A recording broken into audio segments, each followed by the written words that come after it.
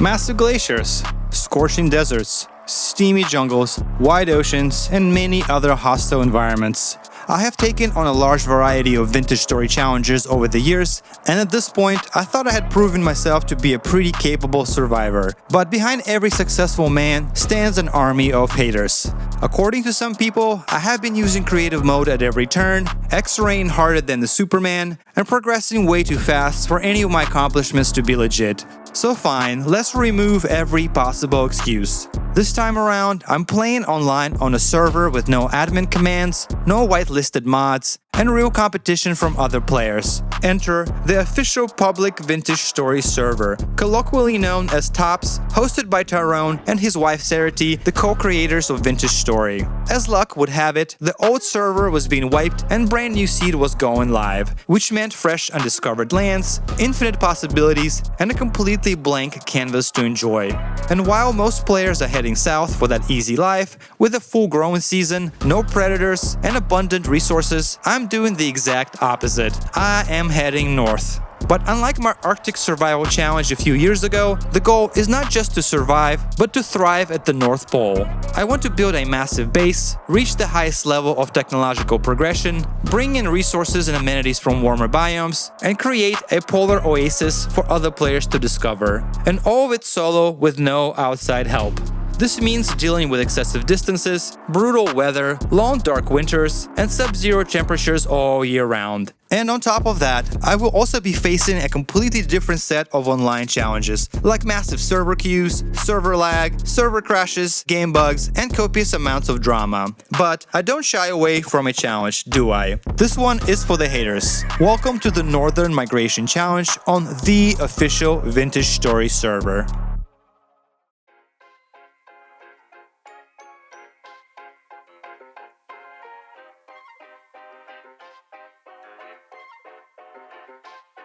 Day 1 of the server, I woke up at 6:55 AM, 5 minutes before the supposed server launch. However, by this time the server was already online and had over 200 people in the queue. Soon, I would learn that the queue meant very little when the server was getting DDoS periodically. This would reset the queue, and I lost many hours of progress as a result. My first session was around 10 PM. The total queue time was around 15 hours. It probably did help that I attempted to play by the rules. This meant no queue dodging by spamming logins or timing the server crashes. Regardless, when I finally got in, I chose my appearance and selected the Malefactor class, which was a mistake in retrospect. I was under impression we would get one free class change, but that wasn't true. At least not for another 6 real-life months. So in some aspects, I was stuck with a suboptimal class this entire run, especially considering class-exclusive recipes were turned on. Regardless, it was time to put up or shut up. Of course, the spawn was admin claimed for over 1,000 blocks in each direction. So the first part of the adventure was simply making it out of the spawn via the conveniently provided roads. I chose north as my direction. For one, this was a northern migration challenge, but additionally, the competition was going to be a lot less stiff since most people were trekking into the warmer regions of the world. I saw a few people heading in the same direction, probably with the exact same thought process. Soon, I reached the edge of the road and the real survival could commence. While slowly making my way directly north, I was picking up any loose flint. I also stopped to get about 10 blocks of soil in case I needed to pillar against a bear. Finally, I was ready to nab my first stone tool. Spear was a choice, except I suffered my very first server crash while napping and was sent back to the queue purgatory. Unfortunately, this would be also a common occurrence going forward. By the time I logged back in, I learned some of the pitfalls of playing on the server. The game did not wait around while I was offline. It was night and I had to nap a spear in total darkness. Naturally, I needed a light source. I napped an axe and knocked down the closest tree. Then I napped a knife to gather some dry grass. A local bush provided the necessary sticks for the tool heads. Next, I crafted a fire starter and a torch. I used the said fire starter to ignite the torch, and finally, darkness gave way to a dim light. Progress. Of course, I was already starving by this point. This would also be a common occurrence for a good while. Due to disconnects and food spoiling while offline, I would often reconnect to all my hard work rotting away in my inventory. Of course, I had no food to rot away at this moment. At this point, I started sprinting until I saw a body of water on the map. Luckily, this small lake had plenty of cattails and was a good location for a little pit stop. I hastily put together a fire and started roasting cattail roots. Soon I ate my first piece of sustenance. Yum. I had no business going anywhere else until I filled the hunger bar completely though. While waiting for more cattail roots to cook, I started gathering even more cattails to craft my first bags. A bit of protection wasn't a bad idea either. I gathered a lot more dry grass, cut down a tree or two, crafted a rope with cattail reeds, and soon made improvised armor to wear. It wasn't much, but it was better than nothing. A few more cattails and sticks netted me a crude shield. I wouldn't get a ton of use out of it, but it was simple enough to craft. Next, I gathered local horsetails and even more reeds to craft healing poultices. At this point, I had 4 bags, a bit of protection, a bit of healing, and a small surplus of cooked cattails to my name. Thus, I resumed my northern journey. My general game plan was to stay away from deeply forested areas. Better vision and less chance to run into wild animals. In the open fields and the meadows, I was starting to find lots of rye. I wasn't yet concerned with seeds though, so I only gathered the mature plants to get the grains. Raw grain, along with the occasional raw mushrooms, were keeping me afloat in the constant marathon of satiety. However, it was getting late, and I was a little afraid to move in the dark at this stage. I decided that this was a good opportunity to test out the new fishing mechanic. I gathered a few cattails to make rope, and with the help of a few sticks, put together a fishing pole. Another stick was crafted into the new worm grunter, which was placed into the offhand. Now I could make a rather annoying sound to trick the worms to come out. Of course, these worms would be used as bait, and it took me no time to get my first catch. I filleted the fish on the shore and slapped the meat on the campfire. Then I grunted a bit more, fished a bit more, and cooked more fillets. On the precipice of dawn, I jumped into the lake to continue my journey and crossed it in complete darkness. On the other side, it was light enough to trek further. During the stretch of the journey, I had my first close call with a bear. I spotted one in the bushes, but unfortunately it spotted me back. I tried pillaring upwards, but failed and only barely avoided getting one-shot by an attack. I sprinted in a complete panic, and fortunately for me, the bear lost interest in the chase. Too close for comfort, that was for sure. Soon, I ran into a cute little homestead by another player. Another player clearly more fortunate with the queue. It was a scenic spot tucked into the mountain, built on top of a new water feature called the Rapids. I was a bit jealous of this setup. It would be a long time before I could sniff a permanent residency. Around -7,000, I ran into my first set of ripe berry bushes. Pretty interesting fact, considering I traversed a lot of ground already. The new berry bushes were no longer the powerhouse of the early game, that was for sure. It was also a lot harder to determine the stages of the bushes visually compared to the old models. However, they were a good indicator that I was already further than most players had a chance to travel. This fact was further solidified when I found a set of undisturbed ruins. Here I found my very first cracked vessel, which gave me even more grain to munch on. Keeping fed on this journey was not a problem. I was cruising along and feeling in control, but this feeling would soon be ripped out from under me. A temporal storm hit the server. I panicked and quickly entombed myself into a dirt mound. This, however, was no ordinary storm. This was an ultra storm, so powerful that it broke the fabric of reality and crashed the actual real-world server. The almighty Tyrone reset the server and brought it back online just for the server to immediately crash again. Tyrone later solved this issue by disabling storms altogether, but this was a night ender for this adventurer. I woke up the next day to another massive queue, with the same exact issue of losing my queue spot multiple times throughout the day. Getting any daytime action on the server during the weekend proved to be completely unattainable. The majority of my playtime on the server going forward would be late at night and on the weekdays, but the server had the least demand and the most stable runs during those night hours anyway. When I logged back in, I was still in the panic box and to my relief still alive. What was not alive though were my berries. I lost all my hard-earned berries due to rot. Thus, it was time to learn a brand new dynamic, one I was not familiar with until now. The time on the server never stopped, and thus the food spoilage timers were always ticking down whether I was present to witness them or not. Food preservation was certainly a bigger issue than anticipated on the server. The night was descending, the rift activity was off the charts, and wanting to play it safe, I chose another panic shelter to get me through the most dangerous bits. At this point, I was spooked enough to settle down. My initial plan was to trek into the Arctic region without settling down, but with the massive queues, constant server crashes, and uncontrollable food spoilage, I realized that trekking all the way to the Arctic region would be a very risky endeavor, with a distinct possibility of the game sending me back to the spawn via lag, desync, or some unfortunate glitch. I needed to make some progress because otherwise I would arrive in the Arctic with no food or gear and too late in the season to compensate. Thus, transitional base number 1 was established. I found a little nook in the local rock formation with easy access to water via the rapids. Obviously, I was not planning to use these rapids for any sort of automation. Instead, they provided easy access to irrigation. I was going to spend zero time on the aesthetics. This place was formed with one single goal: to provide enough resources for a longer journey into the Arctic. The final design was a classic dirt box, intimately familiar to any survival sandbox player. Despite the shitty house, I did have a small backyard in the back, which elevated the coziness of my temporary stay. Of course, now that I was building infrastructure, I had to learn a new skill. That skill being land claiming, which is a process of reserving land so other players can't take your stuff on accident or grief you on purpose. A wiki article plus some trial and error, and I finally had a claim going. Meanwhile, it was time to do a bit of scouting in my immediate vicinity.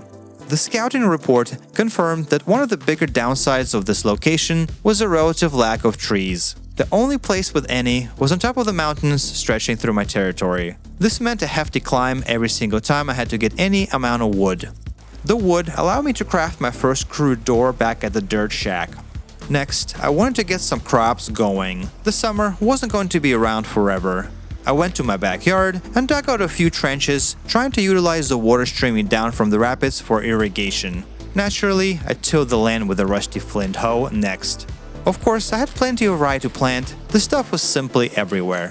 While trying to make sure my claim extended into my new crops, the server crashed and sent me back into a 180-person queue, and with the rate of about 25 people per hour, this was at minimum 6-hour ordeal. Yikes.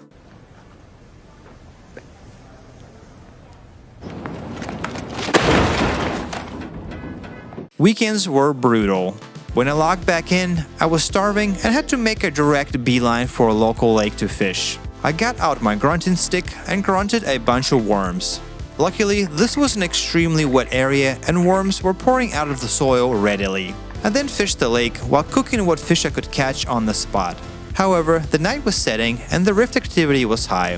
Feeling a little spooked, I ran back home before I could feel my hunger meter. I was desperate for food, but all I had left was a few cattail roots, the last of my food. While waiting for the daylight, I saw a few easy drifter opportunities. I was hoping for a temporal gear to drop to secure my spawn. At this point, I was still terrified to be sent back to spawn and having to trek over 7,000 blocks again. That did not sound appealing at all. In the morning, I had to resume fishing. I simply couldn't catch up to my hunger yet, so fish I did. While waiting on the fish to cook, I took a moment to stock up some red clay, which was conveniently embedded into the local shore. I instantly clay formed a cooking pot and a single bowl. Staying fed was a struggle, and a cooking pot was an absolute necessity. I was starting to feel a little accomplished when the server dropped me yet again. Thus, the era of the server being actively DDoSed had officially commenced. It continued for a while until eventually Tyrone moved the server to an expert host and put it behind a DDoS shield, but that wouldn't be until much later. Meanwhile, I was still busy riding the struggle bus, and I was forced to try to hunt local rabbits to stay afloat. Things started to turn around when I spotted a giant boar. I immediately dug out a trench, climbed a few blocks high, and chucked a spear to get its attention. This trap worked like a charm, and the boar was easy pickings when stuck in the pit. The 7 pieces of red meat were a big boon to my satiety and morale. While waiting for the hunting hole to finish cooking, I clay formed a crucible and threw it in the firing pit along with my other clay goodies. Grass was not a problem, but to get enough sticks for the pit, I had to climb the local mountain in the middle of the night, all while a massive thunderstorm was raging outside. Now, I could top off the pit with sticks and firewood and get it cooking. I was feeling reasonably fed for once, so I could stay put during the night and work on the tech progression instead. a clay formed a hammer mode, a pickaxe mode, and a prospecting pick mode. During the day, it was time to hunt a bit more. I was not above grabbing foxes that fell into the pits, not above grabbing rabbits hopping all over the place, but finding large prey was the game changer for my satiety, and thus my bandwidth to be able to focus on any progression. Now that I was over-sustaining food, I could start thinking about investing my energy into panning for copper nuggets. So I grabbed a stack of sand from a local beach, made a panning shelter near my base, and started panning away. At some point during this session, I grabbed the fully fired cooking pot and got a 5x5x5 pot of meat stew cooking. The copper age was not that far away now, and a clay formed an anvil mode in preparation. I stuffed the recently formed clay offerings into the pits, stuffed these pits with grass, sticks and firewood, and lit them on fire. Now I could resume panning. To my surprise, I scored an early temporal gear out of the sand. Only 1 in 2,000 chance per attempt. I quickly secured the spawn inside of my base. I didn't want a stupid death to derail the momentum I had built. The newly found sense of security allowed me to start venturing further away from my base, and my first stop was to load up on the local maples. As a result, I quickly put together a small charcoal pit and started the cooking process. Meanwhile, the various clay molds were finished firing, and I set them up outside, ensuring to cover them from the constant rain. I was still missing a few ingot molds to be able to comfortably transition into the copper age. So I clay formed 4 of those, along with another anvil mold. I was already thinking about transitioning into a bronze anvil. During the day, I was still forced to hunt and forage to survive, and the local population of animals was starting to shrink noticeably, mostly due to my hunting activity. I was having to progressively extend my trips in search of food, while venturing further and further away. At home, the charcoal pit was done, and I dug out the delicious charcoal.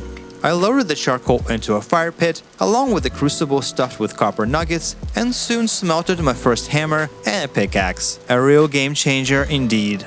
As soon as the molten metal cooled off, I crafted the desired tools and trekked back to the fishing lake. Here, I managed to spot a source of surface copper earlier. I took my spoils back home and immediately smelted another pickaxe and a prospecting pick. Next, I rendered a few pieces of fat to my name in a pot and clay formed an oil lamp. With a prospecting pick at hand, I could start prospecting the surroundings. Naturally, I prospected my home chunk and got a high reading of bismuth. Actually, a pretty favorable result. Bismuth bronze was suddenly not out of the question. I hit the local prospecting circuit looking for some juice, and during this outing, I found a ruin with a cracked vessel that gave me a few bandages and cattail tops. There was a hidden section here that was clearly looted, but a clay storage vessel was left behind for the taking. It was a no-brainer to grab, considering I had 0 storage capabilities otherwise. Of course, I was still helping myself to whatever random food I was finding. I was not out of the weeds in terms of hunger just yet. Next, I went home to deposit my loot. I managed to find quite a few extra rice seeds, so I tilled even more land to plant. However, irrigation planning utilizing the rapids was becoming pretty chaotic. Soon the plots were snaking all over the place. In the morning, I clay formed more oil lamps and stuffed them into a firing pit to cook. Meanwhile, the hunger was not waiting around, and thus I had to hunt. This time around, I was fortunate enough to get yet another large boar, but outside of this lucky find, the area was starting to feel desolate. While out and about, I managed to prospect a very promising chunk with ultra-high zinc and a decent amount of copper. Bismuth bronze was all but a guarantee now. I helped myself to a stack of horsetails on the way back. At home, I crafted a stack of bandages and grabbed my fishing gear. Before engaging in a long mining session, I needed a full pot of grub. You should be familiar with the process by now. I grunted a bunch of worms and then had my longest fishing session to date. Soon, the shore was plastered with skeletons of filleted fish and looked like a scene from a horror movie, at least for the fish. I had enough fillets to make a full 6x6x6x6 pot of fish stew. While it was cooking, I finally had the materials to craft the oil lamps. I grabbed one and left the rest of them at home. Now, I was fully prepared for a long mining session. I went back to the zinc/copper chunk and dug a hole in the bottom of a local puddle. The water would serve as means of quick and convenient vertical traversal. Of course, this is why I needed an oil lamp. Torches do not like getting wet, but an oil lamp for some reason came with innate water resistance. Go figure. At around Y62, the prospecting pick detected large amounts of copper, and I hit a massive copper vein just a few blocks below. There was enough copper here to satisfy my every need and some more. But copper was less important than bronze alloys to me right now. So I started looking around for zinc. It didn't take long to triangulate the location, and soon I found zinc, which was barely distinguishable from surrounding granite. I grabbed all of the zinc and returned to the copper deposit to grab a bit of that too.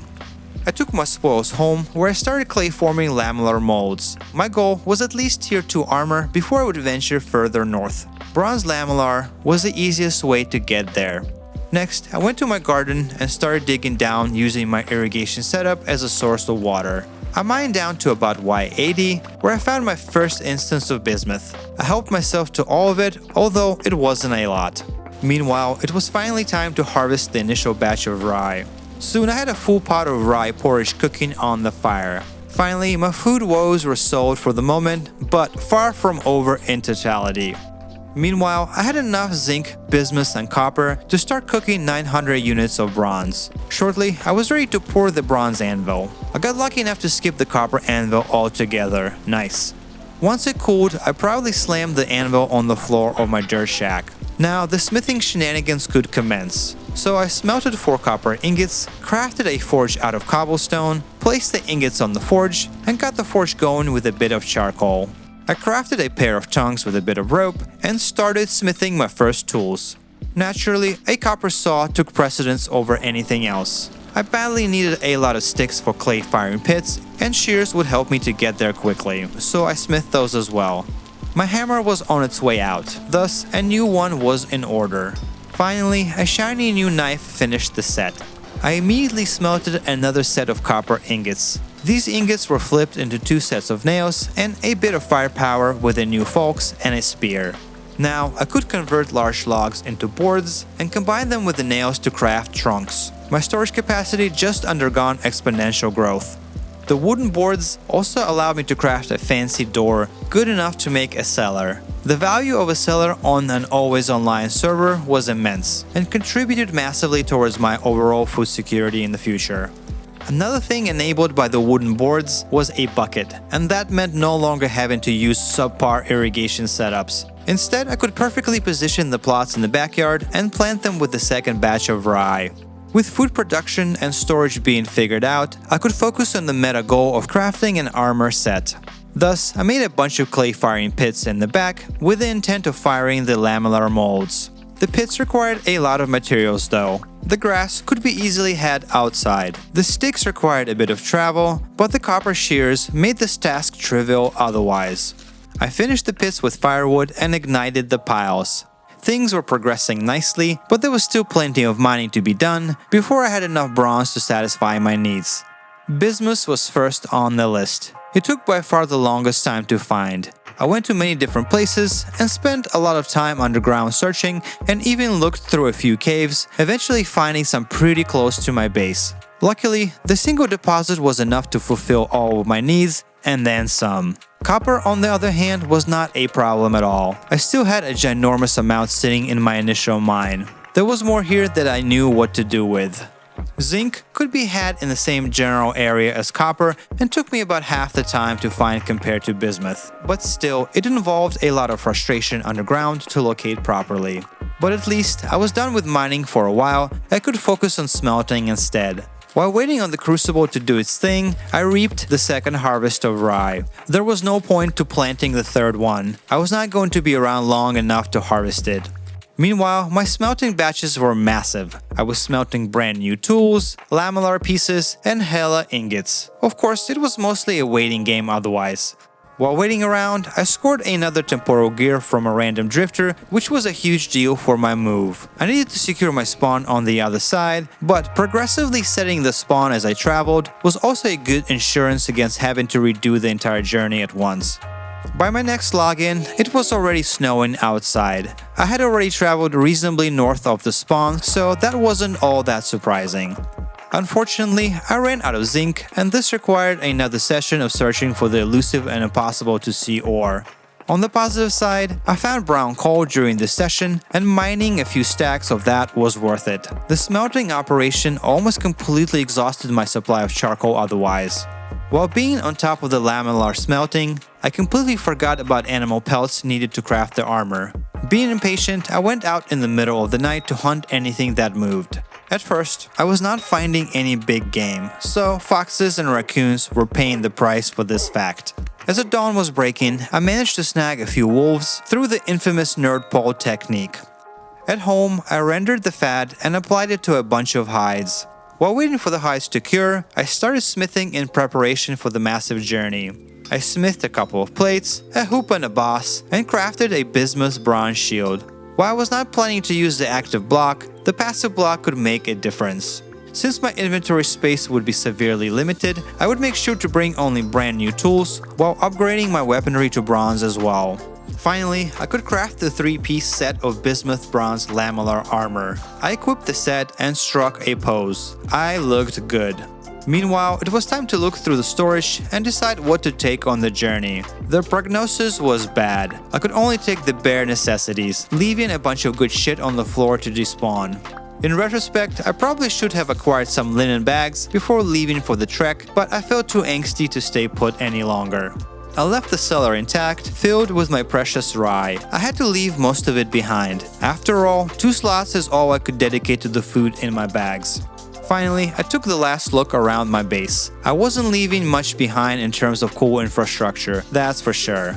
It was time for the grand journey. At this point in the server's life, there was no online map available, and even if there was, I doubt many translocators were open going further north from how far I was already. The entire journey would be on foot and only at 91% speed due to the equipped armor. The speed reduction sucked. However, my calculation was better safe than sorry. I wasn't sure about my exact destination, but my general target was at around negative 40,000, so about a 34,000 block journey. Of course, the worst part, it was going to get progressively colder the further I got. Shivering by a campfire trying to stay warm would be a way of life going forward. Meanwhile, I made a decision to move through the night. I could not afford to stay put, time and resources were of the essence. At around negative 10,000, I had my first run-in with a pack of wolves. Luckily, my tier 2 armor made me reasonably tanky against their horde, and eventually I drove them away. The decision to craft the armor was paying dividends already. Without the armor, this could have been a very different encounter. At around negative 11,000, I found more evidence that I was in fact playing on a multiplayer server. I found somebody else's house. I guess I was not the only one drawn to the deep north. I didn't stay long though, I had things to do.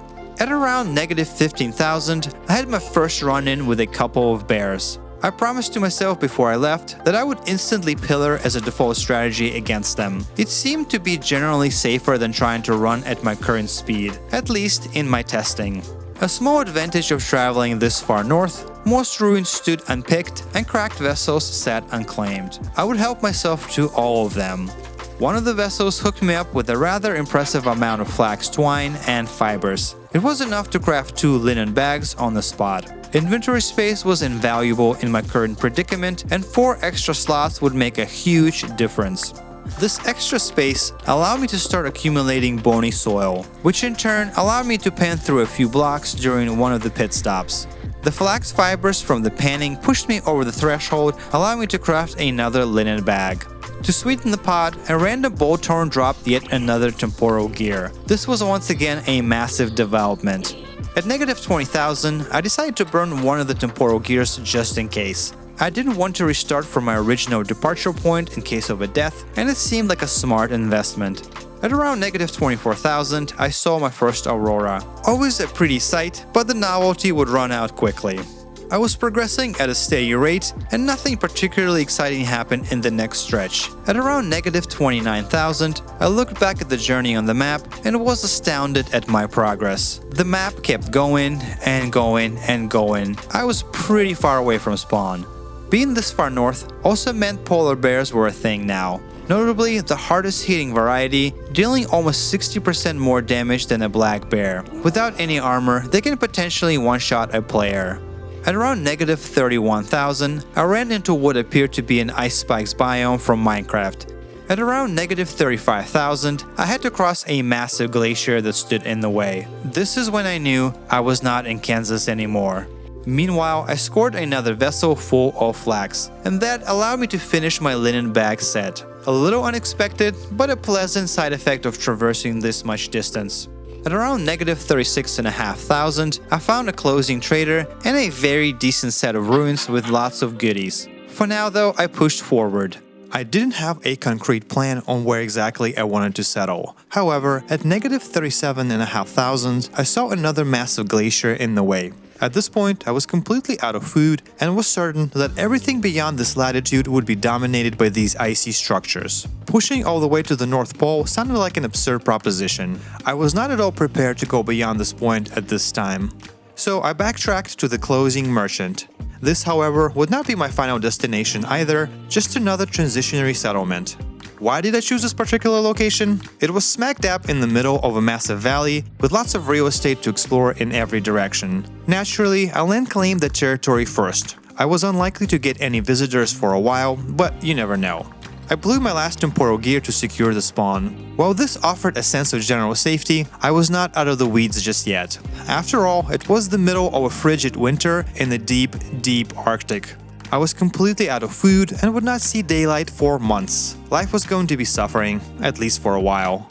I placed down the double chests and unloaded my inventory. First, I wanted to clear the area from the ruins. One of the ruins had a secret cellar and I scored a handful of soybean seeds. This humble crop would be the key to my food security in the future. Eventually, I finished clearing out the ruins. Next, I popped down an anvil, crafted a forge out of the cobblestone so kindly provided by the ruins, and slapped a few ingots on it. Meanwhile, a local larch provided vines to craft a rope, which I flipped into tongs. I would need many basic necessities going forward. In many ways, I was starting over. Thus, I smithed a new prospecting pick, a brand new saw, and a set of shears. My next large meta goal was to build a shelter. The winter atmosphere was oppressive, and I needed a cozy house to help me to cope. I went a bit north to bust down local larches. Larches and pines were pretty much the only game in town. I didn't stop until my inventory was loaded with this northern wood type. Before I could put any of it to use, however, I needed to solve my hunger. I crafted a new fishing rod and a few grunting sticks and started grunting by the nearest lake. Of course, with all of the lakes covered in a thick layer of ice, I was no longer just fishing. I was in fact ice fishing. Unfortunately, the entire process was not that fast. Specifically, the grunting sessions were taking forever. My previous fishing attempts happened to be in fairly wet areas. For my current location though, this was not the case. When I couldn't stomach to fish any longer, hunting oxen and moose was a secondary option. It wasn't particularly efficient either. The surrounding environment was still drowning in darkness, and the oil lamp in my offhand was barely providing enough light to target these massive brown animals. Naturally, there were a bunch of runners, and I would often lose their trails afterwards. Their hides enabled me to craft a few basic pieces of winter gear though, rawhide mantle and rawhide trousers to be exact. This would, however, make almost no difference in this cold. A few extra degrees of warmth did nothing at these temperatures. Next, I got 4 more ingots cooking on the forge. Then I smithed a chisel, a wrench, an axe, and a shovel. With these new tools at hand, I was ready to start building my wintry cabin. First, I laid out the footprint of the house. This cabin would not be particularly big or fancy. Once the foundation was laid, I started working on the design of the main walls. A couple of windows, an entrance, and a bit of chiseling was the recipe. I replicated the design on the other side of the house, built the walls of the narrow sides, and raised the large beams to desired height. Eventually, I shifted to working on the second floor of the house, a floor that I never really utilized for anything anyway. Before working on the roof, I wanted to collect an inventory worth of pines to have a different wood color on top. Unfortunately, leaving the relative safety of my half-built house meant drifters. Lots and lots of drifters. They were free to spawn anytime and anywhere in the constant darkness. Meanwhile, temporal storms were finally reactivated on the server, and that meant panic shelters were back on the menu. After the storm, I could finally resume working on the roof. I was really struggling with the roof and spent more time tweaking it than I cared to admit. Slowly though, things were progressing. One of the reasons as to why things were taking longer than I wanted them to, having to constantly fish to stay afloat. The frigid temperatures, needing to wear a light source in the offhand, and my armor were all contributing to the hunger multiplier being out of control. Back at the house, I decided to put a cobblestone lip around the perimeter of the roof for extra embellishment. At some point, I was imagining spending more time beautifying the house, but at this point, my excitement for working on the house was quickly waning. Life was too much of a struggle to worry about aesthetics. Drifters were not leaving me alone either, and fighting was constant. On the bright side, I scored another temporal gear. I was taking a beating though, which forced me to start dipping into my very limited healing options. A bit short-sighted on my end, considering I could have just let myself die for a fresh HP pool. After all, a temporal gear offered 20 respawns, and I should have been using this fact strategically. Inside the house, I finally put down the wooden flooring and reorganized a bit, which made the cabin feel a lot cozier. Next, I mined a bit of surface quartz, which I then crafted into quartz glass before splitting the glass into slabs with the saw. These glass slabs went into empty frames of the house. My living conditions were officially at an acceptable level, and I wouldn't invest any more time into the house. After all, it was a temporary living arrangement, which I would soon leave behind. Next, I decided to scout the valley more extensively, so I spent a good bit of time just running around, prospecting, and opening the fog of war. Meanwhile, the aurora was in its full glory, bringing a mysterious vibe to the wintry wonderland. However, the more territory I uncovered, the more a simple fact began to set in. The entire valley was covered in nothing other than sand and barren soil. To add insult to an injury, there was no clay anywhere whatsoever. However, the soil quality was currently the bigger issue. I would have a very short growing season, and I needed to maximize the crop yields. Barren soil was not a good foundation to achieve that. So I started walking south, expecting rapid results. Of course, I had to cross the massive glacier once again before I could explore anything south of my valley. This icy monolith would be a huge pain in my ass going forward. Surely, the glacier was the only thing separating me from the medium fertility soil and all of the clay in the world, right?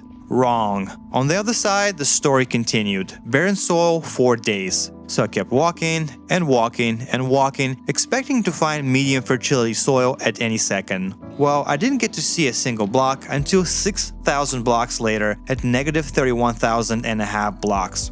Unfortunately, this valuable dirt was guarded by a white monster. I had a super awkward engagement, but sustained minimal damage somehow. Naturally, I kept collecting the soil until my shovel broke. This stuff was as valuable to me as gold at the moment.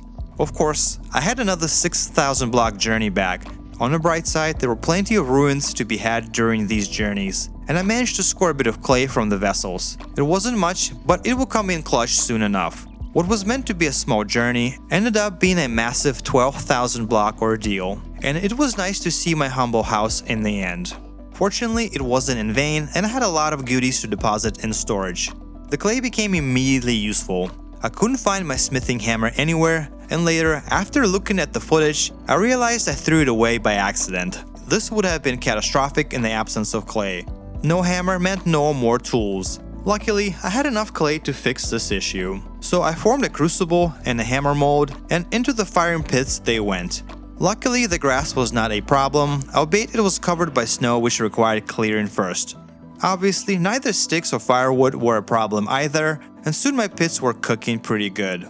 Meanwhile, I rendered a bit of fat and started clearing a bunch of hides. And what was next, you might ask? Fishing, of course, and I'm only showing you a tiny fraction of all the sessions. I was typically fishing at least once an hour. This was the way of life, and it felt like I was stuck in an episode of Alone.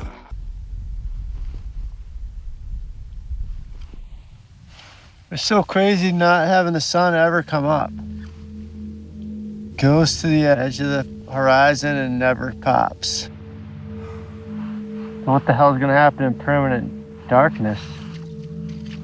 Meanwhile, I scored another temporal gear around this time. My temporal gear drop rate was actually rather lucky this entire playthrough. Fortunate for me because it would make a huge difference in the end. With the clay offerings done, I could finally replace the lost hammer, a huge relief. On the server, it was the month of January, which meant extreme temperatures reaching negative 50 Celsius at times, but at least the light was starting to pierce the veil of darkness. More light, same routine. After all, hunger did not care for the amount of ambient light in the environment. On the other hand, I could finally see my cabin in all its glory. It always felt nice to huddle by the fire inside after long and cold sessions outdoors, and these sessions were cold. I found an extremely deep lake by the northern glacier which was worth exploring, so I dove into the murky water and swam around. These underwater caverns were truly massive, with lots of real estate to explore. Of course, I could always get more oxygen by simply digging into the wall. Of the notable finds, my first find was quartz. Not rare, but actually needed at this time. After all, a greenhouse was in order, and that required glass, lots of glass. Little did I know, I could have simply used glacier or lake ice for this instead, but for now, I spent my precious time mining out all of the quartz. There was also a ton of copper peppered throughout these underwater rooms. I made a mental note of the fact, but for now I had no use for it anyway. On the way back, I scored yet another temporal gear, which meant I now had enough to activate a single translocator. At home, I crafted a bunch of fur clothing with freshly cured pelts.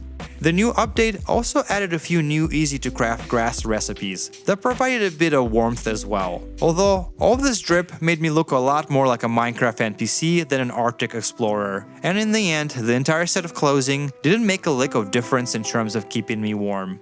Meanwhile, it was time to prepare my greenhouse ahead of the summer. I wanted to maximize a growing season, and a greenhouse made a lot of sense in this context.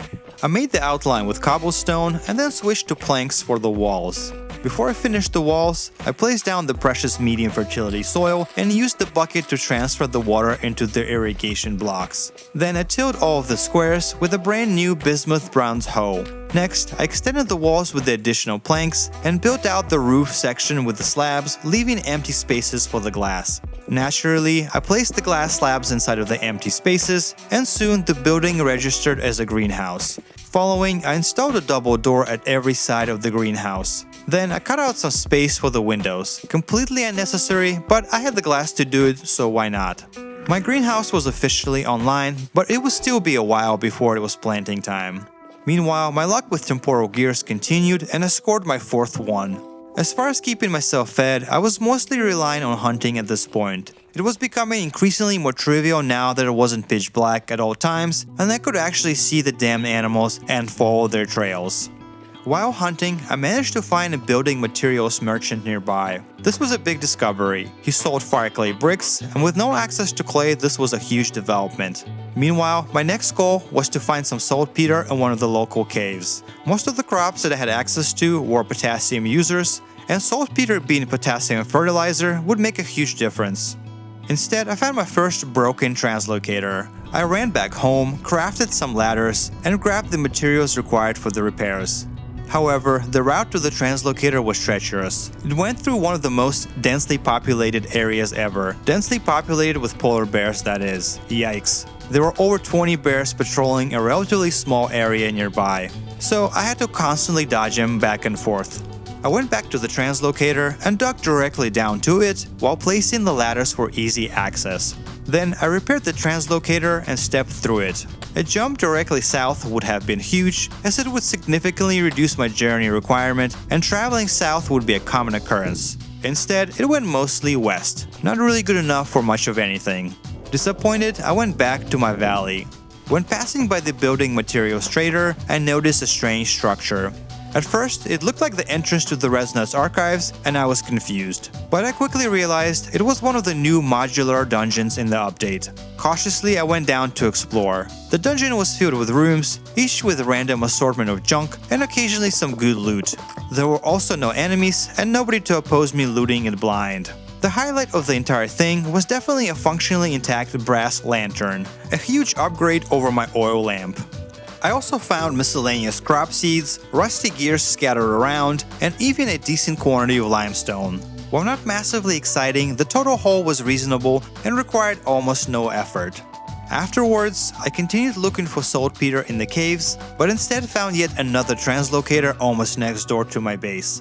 I built the tunnel to the surface and placed the ladders. Unfortunately, I did not have enough gears to open it just yet. Instead, I found another deep cave nearby and descended down to look. Here, I spotted saltpeter on the walls while looking down. I descended even more and stripped the walls of this precious mineral. In the same cave system, I stumbled upon exposed tin. It was here for the taking, so I took it. Even deeper, there was more saltpeter to be had, enough to satisfy my needs for the summer. As a bonus, the local shiver dropped me another temporal gear. I needed just one more to open the second translocator.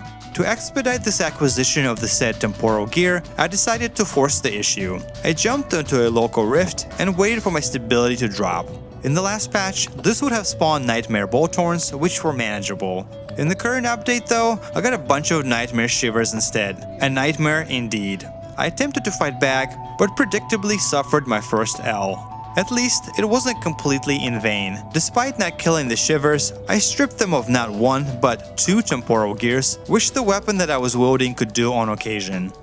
I grabbed a set of temporal gears and ran to the translocator. I repaired the mysterious machine and jumped to the other side to look. This one led almost directly north, and it was a substantial jump to boot. While I would have preferred a southern route, this translocator would end up being one of the more important ones down the road. For now though, I returned home. At home, I mined a bit of local granite until I had enough whole blocks to craft a quern. The quern was used to grind the limestone. I had a few stacks to my name, found from various ruins and dungeons, which was enough to mix 2 barrels of lime water. Meanwhile, I had plenty of rawhides from copious amounts of hunting, so I put 2 sets of large rawhides into the barrels and sealed them to process. However, the next part of the leatherworking process would be tough. To proceed further, I would need oak wood. Needless to say, I had no access to oaks at all.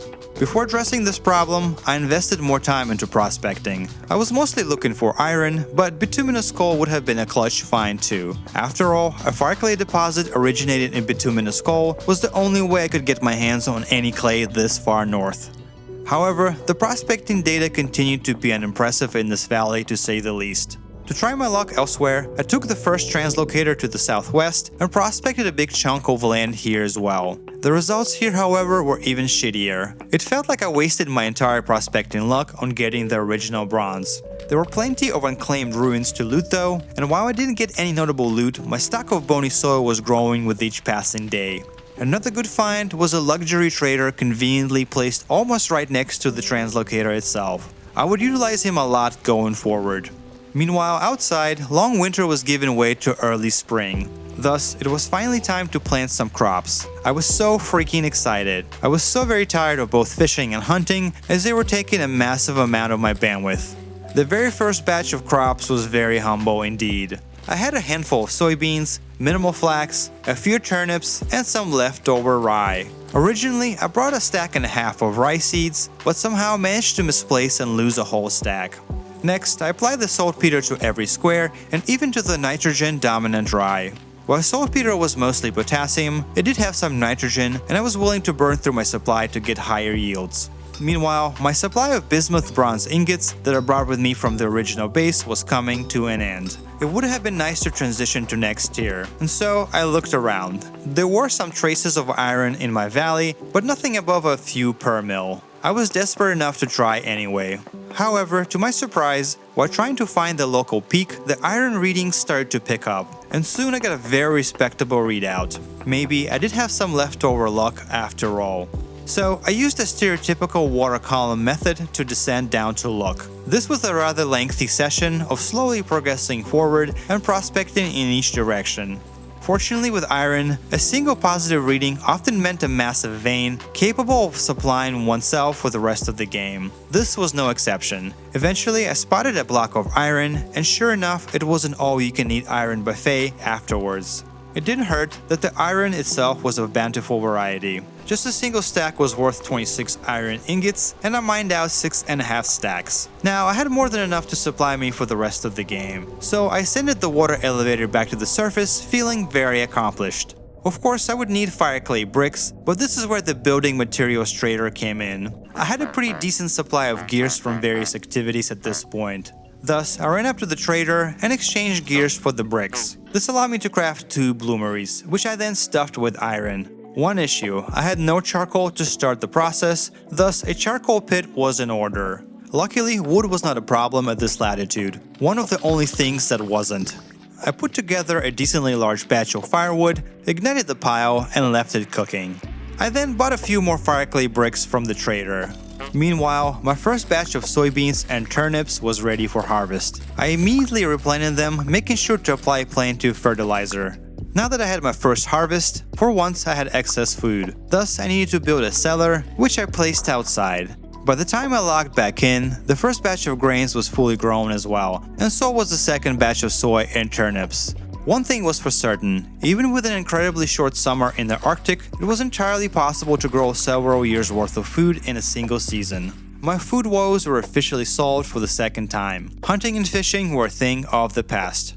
Thus, I had a lot more bandwidth to focus on other things. I collected a fresh batch of charcoal and got 4 bloomeries worth of iron cooking. I was getting close, but forgetting a brand new requirement to work with iron: bellows. The new bellows were required to reach the temperatures high enough to work with iron. Luckily, the crude variant was easy enough to put together. First, I needed to cure a few pelts, so I got out a spear and hunted down local moose. A bit of fat, and a few days later, I flipped the freshly cured pelts along with some rope and sticks into the crude bellows.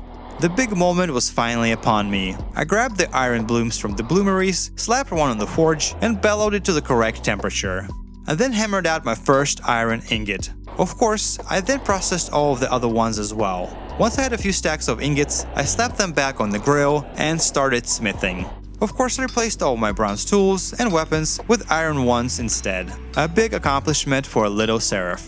With the big meta goal accomplished, it was time to attend to another big meta goal. Mainly, leatherworking was preventing me from acquiring some important tech. I couldn't really upgrade my armor, or more importantly, acquire an elk without leatherworking. As mentioned earlier, oak wood was a massive bottleneck, because the only way to get oak was to venture south.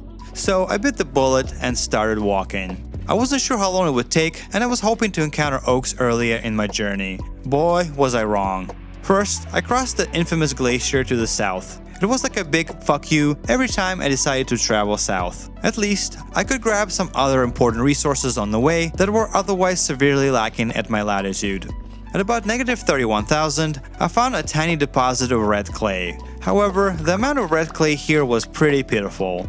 This deposit was also an anomaly because I didn't see another deposit until -25,000. Here, I made sure to load up my inventory with a sticky substance. However, it was mostly bad news on the oak front. I was now 10,000 blocks away from my base and hadn't seen a single new tree type. Larches and pines were still the only game in town. Crazy. It appeared that I still had a long way to go yet. Fortunately, I did have a secret weapon in my arsenal. The server map was now officially online and showing the translocator locations. While being fiercely independent up to this point, not using public translocators was a step too far even for me. So I allowed myself this little cheat code to get further south. Unfortunately, the earliest translocator started at -24,000, which was over 12,000 blocks away from my base. But from here, I could easily travel to spawn and even further south if so desired. Unfortunately, a lot of these translocators didn't have any easy access and instead forced me into the caves to explore. I should have brought a few stacks of ladders with me to fix this fact, but I wasn't originally planning to go this far. The first translocator took me about 6,000 blocks further south. Was there anything here outside of pines and larches? And the answer was big fat no. So I found another translocator on the map. This translocator jumped me even further, about 7,000 blocks total. Surely there would be oaks here, right? Wrong. No oaks were here, no freaking oaks. At this point, it felt like I would hit the spawn first, before I would find any oaks. The next translocator took me to -6,000. There was a lot of new fauna at this latitude, which seemed promising. There were many new tree types at this latitude too. Birches, walnuts, maples, but oaks? Nah. Oaks were probably around in this latitude band, but to play it safe, I jumped into another translocator, which took me another 3,000 blocks closer to spawn. Shortly, I found a few massive oaks in the local forest, a measly 34,000 blocks away from my base. Naturally, I wanted to bring some seeds back to propagate an oak population in the Arctic, so I hacked at the oak branches until I had 9 seeds to take home. Then I chopped down the trees to ensure I had enough logs to take back for further leather processing. I also grabbed a few stacks of cattail roots to transplant to the north. I was bringing home a nice little care package with cattails, clay, oak logs, and a few small things. The journey back was predictable. I took the chain of translocators back to negative 24,000 and then unfortunately ran back on foot. The on-foot part sucked the most. It was clearly time to invest into an elk. In good news, at around negative 29,000, I ran by a cave full of limestone. This meant my limestone needs would be easily met going forward. I sacrificed a few stacks of clay and mined out a bunch of limestone to take home instead. At negative 31,000, I had another big find, surface borax. Something that can be really hard to find, but for now I had no use for it, so I left it. Naturally, traversing large distances on foot can pay off with valuable finds, and this was no exception. Eventually, I made it to the infamous glacier. Every trip had to start and end with this icy feature. However, traversing the glacier in the summer also had some unexpected benefits. There was no snow cover on these glaciers due to a bug introduced in the most recent update. The glacier stood naked and mostly transparent. The unintended consequence? Meteoric iron was insanely easy to spot. So I sacrificed another clay stack to bring home a bunch of this stuff too. Finally, I saw my homestead in a distance, punctuating the end of a massive journey. At home, it was time to do homesteading. I brought back an extra stack of rice seeds from the south. Thus, I could plant every last square in the greenhouse. The greenhouse was now at 100% capacity. I also went ahead and planted the oak trees nearby. I only had 9 seeds, but that would be enough to scale them up over time. Meanwhile, I could start brewing both the weak and the strong tannin for leatherworking with the oak wood.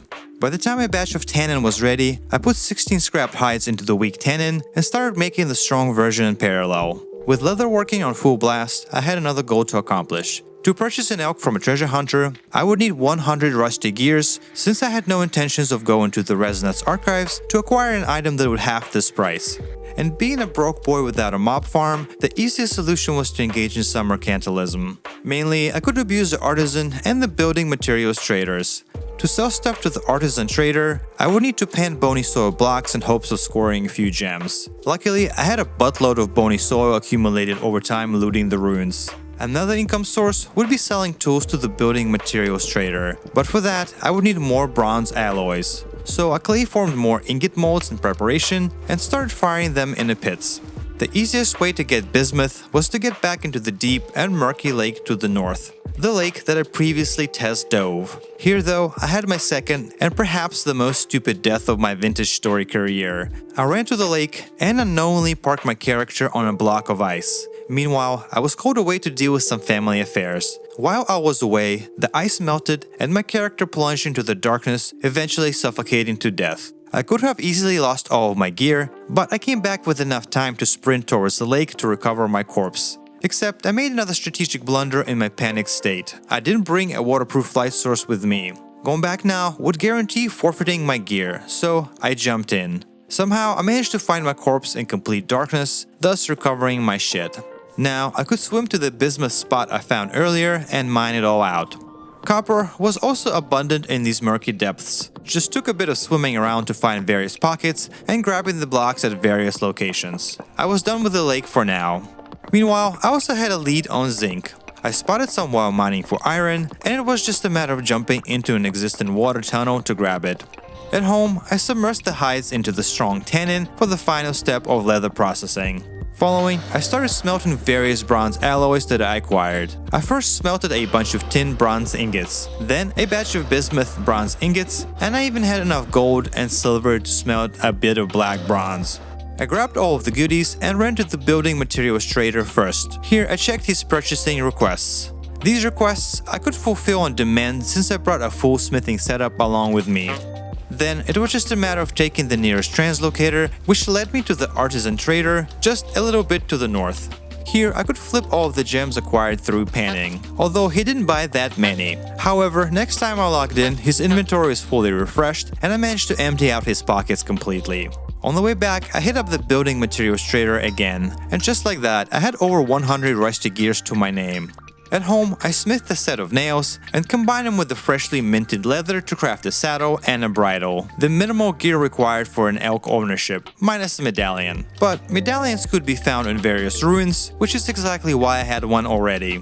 With the remaining leather, I could craft 2 leather bags. Extra inventory space was always a big upgrade. Outside, the growing season was already coming to a close, and I harvested the last of the crops. The amount of food I managed to grow through the short summer was respectable, and could supply me for several winters easily. Meanwhile, I had everything I needed to purchase and ride an elk. The only thing that stood before me and a sweet ride was many thousands of blocks worth of distance. So it was time to repeat the familiar north to south route. First, cross the massive glacier divide, then sprint across the land, and then sprint some more, and then sprint some more, until the first translocator at -24,000. This time around, I brought my own ladders to install, making these translocator locations a lot more convenient. Next, I jumped all the way back to -3,500, where I jumped one additional time. I was for once at the positive Y value. As a stark contrast to the relative desolation of the deep north, there were buildings, roads, and other signs of civilization here. I had a treasure hunter scoped out ahead of time with the help of the Discord server. Naturally, he had the elk quest unlocked and accepted a crisp 100 in exchange for a crispy new elk. Now, I could attach all of the accessories that I brought along with me, and soon, the elk was ready to be mounted. The journey back was a lot more fun. I repeated the sequence of translocators while simultaneously learning how to properly use the flute to ensure my new friend followed me through these portals. I should have grabbed a lot more stuff to take with me, but I was a bit anxious to get back with my new ride. So the only thing I packed was 6 stacks of medium fertility soil. Once I arrived at -24,000, it was time to mount my trusty steed and to ride him all the way to the base. This section was obviously massively faster mounted, but still took a freaking while. On the way back, I stopped by the limestone cave to grab even more limestone, and even managed to recover the stacks of clay I originally threw out. Since the chunk was never loaded in my absence, they never despawned. Finally, I crossed the familiar glacier and pulled up to my crib. I stashed the elk inside of the greenhouse, which would now double as an elk garage. With more limestone in my possession, I started preparing more leatherworking reagents. I was planning a massive batch and had 8 barrels sealed with oak logs to brew tannin. I ground the limestone and diluted it in even more barrels to make lime water. I now had barrels upon barrels in various stages of leatherworking production. Soon, weak tannin was done brewing, and I could brew half of the barrels into the stronger tannin variant. All that was missing now were the hides. This time around, I had a better plan than to chase moose and oxen around. After all, I had the largest population of polar bears ripe for the picking, right in my backyard. The plan was simple. First, dig out a 3x3x3 pit. Second, poke the proverbial bear to get its attention. Finally, jump over the pit while the white monstrosity drops into the trap. And then again, and again, and again. The final result was a pit full of polar bears. Killing them now was like shooting fish in a barrel, albeit taking a bit longer. Not only did these bears cough up their hides, but they were also a massive source of fat. Soon though, I learned an interesting fact. These polar bears were extremely anemic on snow and ice and could be easily circle-strafed. There would be no need to trap them going forward. Regardless, now I could take their huge hides and put them into lime water to cure. At least, that is what I should have done. Instead, I made a massive blunder. I forgot to do just that and instead logged off for the night while the hides were still sitting in my inventory. I logged in the next day and saw all of my huge hides and all of my effort turned into rot. I could have placed them into lime water, I could have stored them in the cellar, but instead I flushed my efforts down the drain. So, like it was a Groundhog Day, I went out hunting for hides again. Except this time around, the bears were gone, and all I had left were the mega annoying moose and oxen. The exact thing I was trying to avoid. Slow and steady, I hunted enough animals to start the lime water treatment on their hides. While the leatherworking process was doing its thing, I went back to trading with the familiar faces. I didn't have much use for the rusty gears with one notable exception: linen. I wanted a lot of linen to cover for my subpar flax production up to this point. So while visiting a local commodities trader, I bought out his stock of linen and flax twine, and I would check back periodically to buy even more. Outside, winter was back in full swing, with the oppressive darkness making a return and bone-piercing cold at all times. Of course, for this adventurer, the unfavorable conditions meant it was go time. Thus, I started the final preparations to move to my final destination, the North Pole. First, I needed to bring plenty of wood with me to the new location. There were no naturally occurring trees where I was going. There was also no soil of any kind, and in this context, even barren soil was worth its weight in gold. Thus, I stocked up on a bunch before my departure as well. With the new batch of leather, I could finish the last 2 bags. I would need to do a lot of hauling, and a few extra slots would add up massively over multiple trips. Next, I spent a decent amount of time hunting for pine resin, and even dropped some cash to buy more from the commodities trader. There were a few more things to be done. I made a 6,000 block journey south to pick up the borax I found earlier. Of course, this meant another 6,000 block ride to get back after digging it up. Fun. At home, even more leather went towards crafting the saddlebags for the elk, another huge upgrade in terms of being able to transport resources. I also blew a massive amount of leather to craft the large bellows, skipping the small bellows altogether.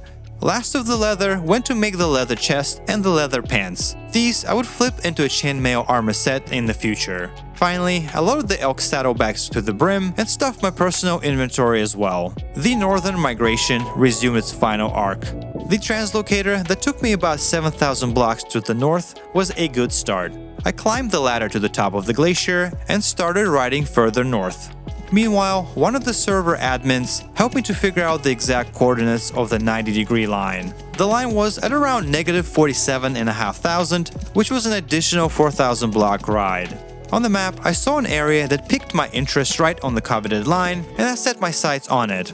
Right at the edge, I took a gigantic leap of faith into the darkness and landed inside a small valley surrounded by massive glaciers. The valley was composed entirely of sand, but at least it was flat. I chose to settle on the east side by the lake. Naturally, I land claimed the initial area and placed down the trunks for storage. Next, I unloaded fully into these trunks. Of course, this was just barely a beginning. At minimum, I had another 4 trips to fully relocate to the pole. Thus, I repeated the journey in reverse to end up back at my cabin. Once again, I utilized every square inch of my inventory and made another trip to the Sand Valley. Having an elk made a huge difference in this move. The extra speed, extra saddlebags, and an ability to recklessly jump off the glaciers for a nice soft landing were mega clutch. Things were going great until they weren't. Around this time, I made a blunder by queuing remotely from work, which was pretty typical at this point. At this time, queues were still a massive issue. Unfortunately for once, the queue moved way faster than I predicted, and by the time I came home, my character was dead, with his entire inventory poofing into the void. I definitely felt a bit tilted at the moment. Luckily, I had a little bit of leather left, good enough for 2 more leather bags. The other 2 were replaced by my old linen bags. Glad I kept them. A thought of throwing them out had definitely crossed my mind. While the losses could have been way more catastrophic if this happened on the first or the second supply run, I did lose some valuable stuff. An assortment of cattails, fireclay bricks, all of my sticks, all of my bronze, my only lantern, and countless tools were now lost. But the biggest loss was my cooking pot along with the bowl, as well as the bone flute, because I couldn't bone flute my elk through the translocator now, and I had to wait until I could do anything with the translocator again. I was in a weird spot. First, I checked the procedural dungeon to see if I could score some pottery. The only room full of clay offerings had a bunch of crocks and jugs, but none of the stuff was of any use to me. Of course, I couldn't fire any pottery without sticks, even if I had clay, which was at the polar base anyway. Luckily, one of the few tools I had left was a pair of shears. Life came full circle, and I was officially napping again, making a stone knife and a stone spear, which I used to hunt an ox. Not exactly a fast process with a stone spear, but it did allow me to craft another bone flute. Now, I could do another trip to the North Pole, carrying another load. Here, I finished building a dirt house to keep away from the elements. Stone tools and dirt houses, full circle indeed. I clay formed not 1, but 4 cooking pots to ensure the pot fiasco would never transpire again. Next, I managed to get a clay fire pit going with the recently acquired sticks. Meanwhile, I had one more trip to do before the move was officially concluded.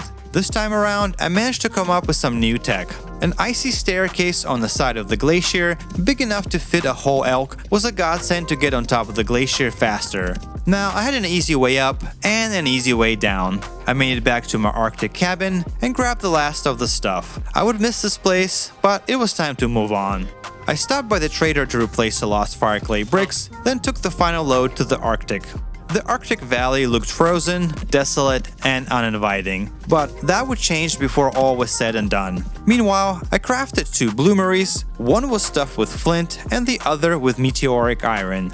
Meanwhile, I placed down a forge and started bellowing some iron blooms. First iron bloom, I was going to convert into iron tongues. The basic wooden tongues now had durability and broke constantly, so iron tongues felt more like a necessity now. I dropped the scalding hot tongues into some water and was immediately introduced to some new smithing concepts. The tongues shattered. Of course, what just happened is that I performed a quenching action which had an inherent 5% chance to break the tool on the first quench. So I smithed another pair of tongues and let them air cool this time around. Meanwhile, I had a big meta goal in mind. I desperately needed a health hammer setup, and what better way to do it than to build a god mill. Resources required to make mechanical components were not a problem. After all, resin was not rare at the northern latitudes due to the presence of pines, and I had insane amounts of rendered fat from all of the hunting. Once I crafted everything, I started building a giant pole into the sky adorned with ladders. Once I was high enough to achieve maximum wind speed bonus, I naturally built a platform. Next, I placed down the health hammers pointing towards the center block, where eventually there would be an anvil. Meanwhile, I had to extend the windmills away from each other due to the new turbulence penalty in 1.22 for windmills packed too close in proximity. At the ground level, I smithed a brand new set of tools to replace the one I lost in the fiasco. Then I grabbed the cooked flint out of the bloomery and ground it in a quern. This allowed me to craft 3 stacks of fire clay, which I then flipped into fire clay bricks. I placed the fire clay bricks into the pits and loaded the pits with typical suspects. Between these bricks and ones I bought from the trader, I was back in business. Once they were done, I crafted a bunch of bloomeries, set them down outside, and loaded them full of meteoric iron. The plan was to fully transition into meteoric iron at this point. With how easy it was to find on the glaciers, it was a no-brainer move. Meanwhile, I crafted a bunch of sails. Between growing small amounts of flax for the past 2 summers and trading aggressively, I had plenty of linen to my name. Following, I smithed 4 iron hammerheads and used them to craft 4 health hammer arms. With all of the components at hand, I placed the sails on the windmills, placed the arms on the health hammer frames, and finalized the mechanical connections. And just like that, I had a quad health hammer setup with each windmill running on 3 sets of sails. At these heights, it was more than enough power. Meanwhile, from downstairs, I grabbed the bismuth bronze anvil, the forge, and the large bellows. With this setup, I hammered out a bunch of blooms into iron ingots, which took me no time at all. Generally speaking, the Arctic Valley had crazy wind speeds all year long. So the sky mill was perhaps unnecessary, but it sure did make things worse. The health hammers were popping off. I took the ingots downstairs and hammered out the bottom of an iron anvil. This was an ordeal and required constant reheating of the damn thing. Eventually, the bottom was complete though, and I could move to smithing the top. Finally, I glued the bottom and the top with a little bit of borax, and here it was, an iron anvil, required to process all of the meteoric iron that was coming. Now, I could smith my first set of meteoric iron tools. Despite playing Vintage Story for over 3 years, this was my first time ever using the meteoric iron in any playthrough. First, I smithed a brand new pickaxe and a brand new forks. Meanwhile, I mounted my elk and went up to the glacier. Here, I had a lot of meteoric iron deposits marked for collection. At home, I kept cooking more and more meteoric iron. When I had enough, I took the meteoric iron ingots to the sky mill and started hammering out the plates, aiming for a full meteoric iron chainmail set. I took these plates downstairs, where I punched holes into them to make chainmail pieces. I then combined the chains with the 2 leather pieces required, and now was a proud owner of a full set of meteoric armor. Good timing on my part, because my bronze set was on its last legs. Their tier 3 set was a huge upgrade and looked thematically appropriate for the Arctic with this pearly white shading. I wasn't done though. Now I could smith every meteoric tool imaginable, a full replacement set for all of the bronze tools I had lost and then some. Finally, I cooked a batch of glass in a bloomery, smithed a set of meteoric nails, added a candle pan from the bony soil, threw in a meteoric plate, and crafted a replacement lantern. It was a huge upgrade over a torch, which I had been using since the unfortunate death. For the first time since the move, I had finally felt like I was in a good place, with enough bandwidth to start thinking about the future. The future implied a massive Arctic base, and while most people on the server were sticking to the medieval aesthetics that Vintage Story supports so well, I was going for a more sci-fi feel, which meant my block choices were limited. Limited primarily to textureless blocks. For the primary color, I wanted something bright, something that would stand out against the dominant white of the snow. Luckily, in a small valley to the south of my base, I spotted something that could work. That something was bauxite. Once I made it to the valley, a bauxite quarry was in order. The process was rather simple. Convert all of the bauxite blocks into a chiseled state by right-clicking on them with a chisel, and then mine the chiseled layers out. These pre-chiseled blocks had one downside. They weren't usable for any crafting recipes in the game, so there was no making polished stone out of them or anything else for that matter. No pre-crafting slabs or stairs, but otherwise they were perfectly fine for a large build like mine. This was in fact the easiest way to get intact rock for building in a modless vanilla game. Another downside, I would burn through many dozens of picks to collect thousands upon thousands of rocks required from a build by the end. My next stop was the Middle Valley, which served me so well until the Arctic move. My polar base lacked a lot of the basics, one of them being any kind of soil. After all, the entire valley was nothing but gravel. So I grabbed a bunch of soil to bring back, mostly as the cheapest stable block that could be used for scaffolding. Sand also meant a total absence of grass, so I stripped my former greenhouse of the grass to get a few stacks to bring back. The real reason I was here though was a large periodized section of the valley, so I grabbed a bunch of it as an accent color for my build. I settled on 6 stacks of periodizite, 6 stacks of soil, and a few stacks of grass. Good haul and the reality of my new existence. I would have to import a lot of shit to the Arctic. Next, I wanted a dark color to contrast the red. Slate would fit the bill and could be had directly underneath my base, so I made an access shaft under the floor of my dirt house. This quarry would be my go-to place for both the slate and the andesite, which was a bit below the slate shelf. The andesite's slight blue tint was one of my favorites. Speaking of blue, I had 2 more blocks easily accessible in the Arctic. The regular and the packed glacier ice could be mined in the exact same way as the rock and gave me 2 extra shades of blue. Once my trunk was filled to the brim with colorful rock, I was excited to start working on the ultimate project. I didn't want to wait any longer. I started building. After some deliberation, I chose the flattest area in the corner of the valley. I want to avoid having to flatten the land by hand as much as possible. First, I laid out the foundation of the primary square building. To the right, I placed the supporting columns of the 2 rectangular buildings. The foundation was lifted to 3 blocks in height, and then I could start framing the perimeter of my primary building. I then placed a staircase leading to the platform and covered the floor in periodizite. I would later swap it to andesite since it was a lot easier to access in my immediate area. Now I could start raising the walls of the primary building while putting the glacier ice to act as windows. Next, I finished placing the bauxite walls and the pseudo windows in the primary building. On the side of the building, I placed an access ladder and climbed to the roof where I filled it with andesite.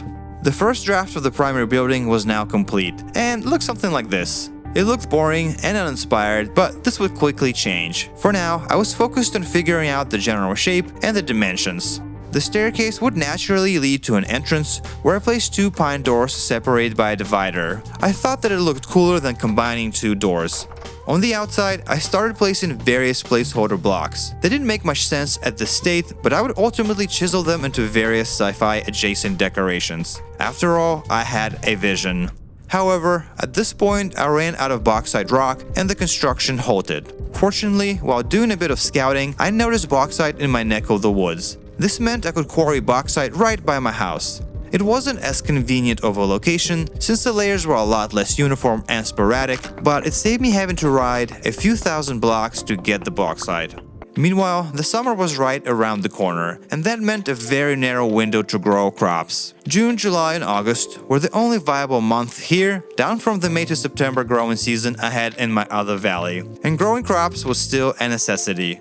Ultimately, I would build a permanent greenhouse with a sci-fi aesthetic, but for now, a packed dirt greenhouse would have to do. Time was running out. So I laid out an outline with the internal dimensions of 14 by 14. I made the walls 3 high and then placed the roof. Following, I placed the soil on the inside with the most efficient irrigation pattern and tilled the land. For the transparent block on the roof, this time around, I learned a new trick. Glacial ice, besides doubling as a window glass, worked in a greenhouse setting just fine. And just like that, I had a basic greenhouse ready. As a byproduct, the greenhouse was generating a bit of grass when not planted. Considering there was no grass in the valley, it was still something. Outside, the snow blanket had retreated, giving way to the chert and the slate gravel. This signified the beginning of summer, and thus it was time to plant. I had scaled my seed quantities pretty significantly by this point, from just a handful of soybeans and flax to almost a stack of each.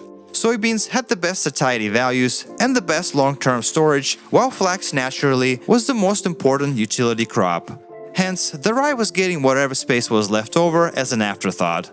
Next, I clay formed a new set of ingot molds. The ones I had previously were lost to the despawn void. Soon, I had them cooking in the fire pits outside.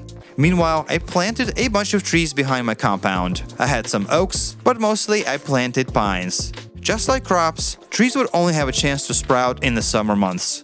With a bunch of homesteading accomplished, it was time to stretch my legs a little. I mounted my steed and galloped on top of the glacier to the translocator leading to my secondary valley.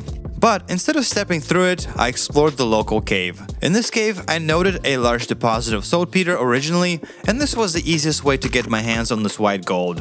Since my other valley was just a jump away, I helped myself to a bunch of barren soil. There would be no shortage of uses for this stuff. A few stacks of grass wouldn't hurt either, and my old greenhouse was just the place. On the way back, I had my eyes peeled for meteoric iron, and boy did I find some, and then some more. I even found several deposits with over 10 blocks of meteoric iron each. Meteoric iron was so goddamn easy to find, with the top layer of snow missing. At this point, I had more of the stuff than I could ever possibly use, but leaving it behind felt wrong. If I was smart, selling it on the auction house to the other players would have been the play. At home, I produced a small batch of leather, which allowed me to replace the linen bags. The saltpeter from the translocator cave went to fertilize the soybeans and the flax. There was little point to waste it on any other crop at this point. Finally, I had enough bandwidth to scout the valley for anything valuable. I didn't expect much, but I was still disappointed. There was not a single exciting find in this valley. Furthermore, the valley was flat, filled with gravel, and quite frankly super boring. There were a few surface copper deposits to be had, so I helped myself to them. With the brand new ingot molds and the surface copper, I could continue producing more copper ingots, and there was plenty of uses for them in the future. Meanwhile, I continued working on the Arctic base, this time around building the frame of the long and the skinny rectangular building that would be attached to the main one. Once the frame was in, I could fill the floor with bauxite. Then, I built out the rest of the back frame while using peridotite as an accent color in a band. Once I finished the entire bauxite frame, the front and the sides were filled with slate, leaving enough space for the windows. This resulted in something like this, although it didn't look like much yet. To add a bit of excitement to it, I placed a diagonal frame across the front and filled the empty window slots with glacial ice. The presence of glacial ice windows made all of the difference. The front of the building was looking a lot more interesting. By the time I logged in next, the trees were fully grown, instantaneously adding a bit more excitement to the valley. The green color really stood out in otherwise barren Arctic. Meanwhile, the construction of the Arctic base was going full steam ahead, and the only thing holding it back was a massive demand for stone. I always needed more, and was spending literal hours during every single play session to get more. More slate, more bauxite, more andesite. It was clear I severely underestimated the demand. The next part of the build was constructing an identical skinny building behind the first. I felt the repetition could add a bit of extra depth, but honestly, it didn't really add much from the front and was only visible from the side, which wasn't my main focus. Next, a bit off center, I started building the top deck tower. I laid out the frame of the building first, while figuring out the dimensions. Then, I started working on the front of the tower. I wanted to embed a bit more color into the front, so just like with the skinny building, I used peridotite striping for extra contrast. Naturally, a glacial ice window strip went into the middle of the tower. Following, I finished placing the floor and started working on the back wall. Intermediate progress looked something like this so far. My efforts were interrupted by a temporal storm, and for the first time, I had no intentions of skipping it. The lucky streak of me getting temporal gears left and right had dried up a long time ago, and despite killing hundreds of drifters, I had zero stashed away in my warehouse. A bit of temporal storm action was a surefire way to get my hands on those green suckers. After all, I had good enough gear to handle the action, or at least that's what I thought. This was a pretty easy storm that didn't spawn a single bolthorn or a shiver. I didn't even get to see a single pinnacle variant of a drifter, but somehow by the end I had one temporal gear in my inventory, although I didn't even know which one of these assholes dropped it in the process. Meanwhile, the first harvest of the polar base was ripe for the taking. An entire 14 by 14 greenhouse with every plant ripe at the same time. Naturally, I replanted immediately and applied the saltpeter afterwards. Except this time around, I didn't even bother planting rye. Now, I could finish the tower on top of the main building. I finished the walls, placed the roof, built some support columns, and the final result looked like this. Things were looking a lot cooler already. Of course, I needed more rock, so back to quarrying it was. For those who want Oscillascape Let's Plays, just imagine me doing 40 hours of this. During the quarrying session, I stumbled upon granite in my valley. It would offer a bit more variety to my project, and an extra shade of rock was always welcome. Meanwhile, another batch of crops was ready. At this point, I had more than enough food to support myself for years. As far as construction of my polar base, the main structure was now mostly outlined. However, there was still a lot of work left to polish the look, with many little details, like the fencing on top of the buildings or some random stuff in the back.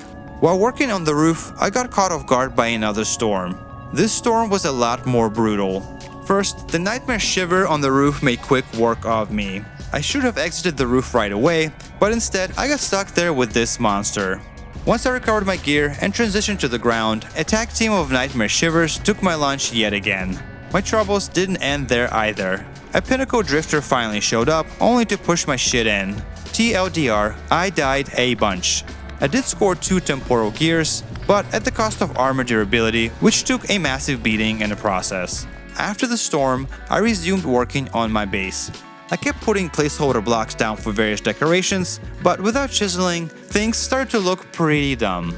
So naturally, I busted out a chisel and started chiseling. For a while, I tried to figure out a satisfactory design for the front stairs and eventually settled on one. The front door frame was my next target. The design was simple, but a packed glacial ice band on the inside of the andesite frame made all of the difference. Just these minor chiseling additions were starting to elevate my build already, and I was just getting started. One of the additions to my base was going to be a quad windmill setup. Before committing to anything serious, I spent a bit of time figuring out the footprint of this addition. Due to the new turbulence mechanic, the windmills would have to be placed at least 13 blocks apart. Once the outline was done, I developed a simple design for the service ladder on the side of the main building. Next, I started chiseling the edges of the various buildings. These small cutouts added a bit of extra depth and made things look a lot less blocky. Following, I added a much smaller window cutout at the top of the main building. On the other side of the cutout, I added glacial ice to act as window glass, although the depth of the cutout made the glass very hard to see. On the inside, I made sure that these windows made a little more sense in the context. Next, the slate support structure holding up the primary building received a few cutouts as well. These simple details were adding up to make things look a bit more complex. Meanwhile, the summer was fading away. The sunny summer was replaced by constant rain and a dreary and oppressive atmosphere. Rain or shine, I continued working on the build. The various windows on the outside of the buildings really looked much better being cut in a bit to add extra sense of depth, while the slate framing really made them stand out and gave the build a bit more pop. Now I could start working on various decorative greebles on the right side of the building. The ground level of the build was decorated with a bunch of crates, which made sense as a storage solution for an Arctic base. While I couldn't have any grass at this latitude, horsetails spread around could act as pseudograss anyway. Next, I chiseled the slate pillars to taste. I added the patented glacial ice band and a support structure on the bottom. I was pretty pleased with the progress so far. Meanwhile, I had my first snowfall, and it was just the 1st of September. This meant my crop window was officially closed. Not that it mattered, I was totally set for a long winter, and then some. With the snow and the darkness taking permanent residence, I had nothing better to do than to continue working on the build. So I finished detailing the second slate pillar, and then put a few more miscellaneous details in. All of these details were simple, but in their totality added to something very interesting. Next, I attempted to add a sign above the front entrance. At first, I tried a string of numbers, but ultimately it wasn't doing it for me. Instead, I improvised a random wavy pattern that looked a bit more eye-catching. Now, I needed to copy the window design all across the build. That meant indenting and then framing each window by hand. It was a hard and repetitive task. Boy, was I missing the QP Chisel Tools mod by this point. Vanilla chiseling is freaking painful, but chisel I did. Next, I worked on chiseling more pipes by the right side of the main building. Then, I finished the remaining windows and added a small sign between the pipes. Finally, I was finished with most of the detailing in terms of the primary building, at least the front portion of it. It was a night and day difference compared to where I had started.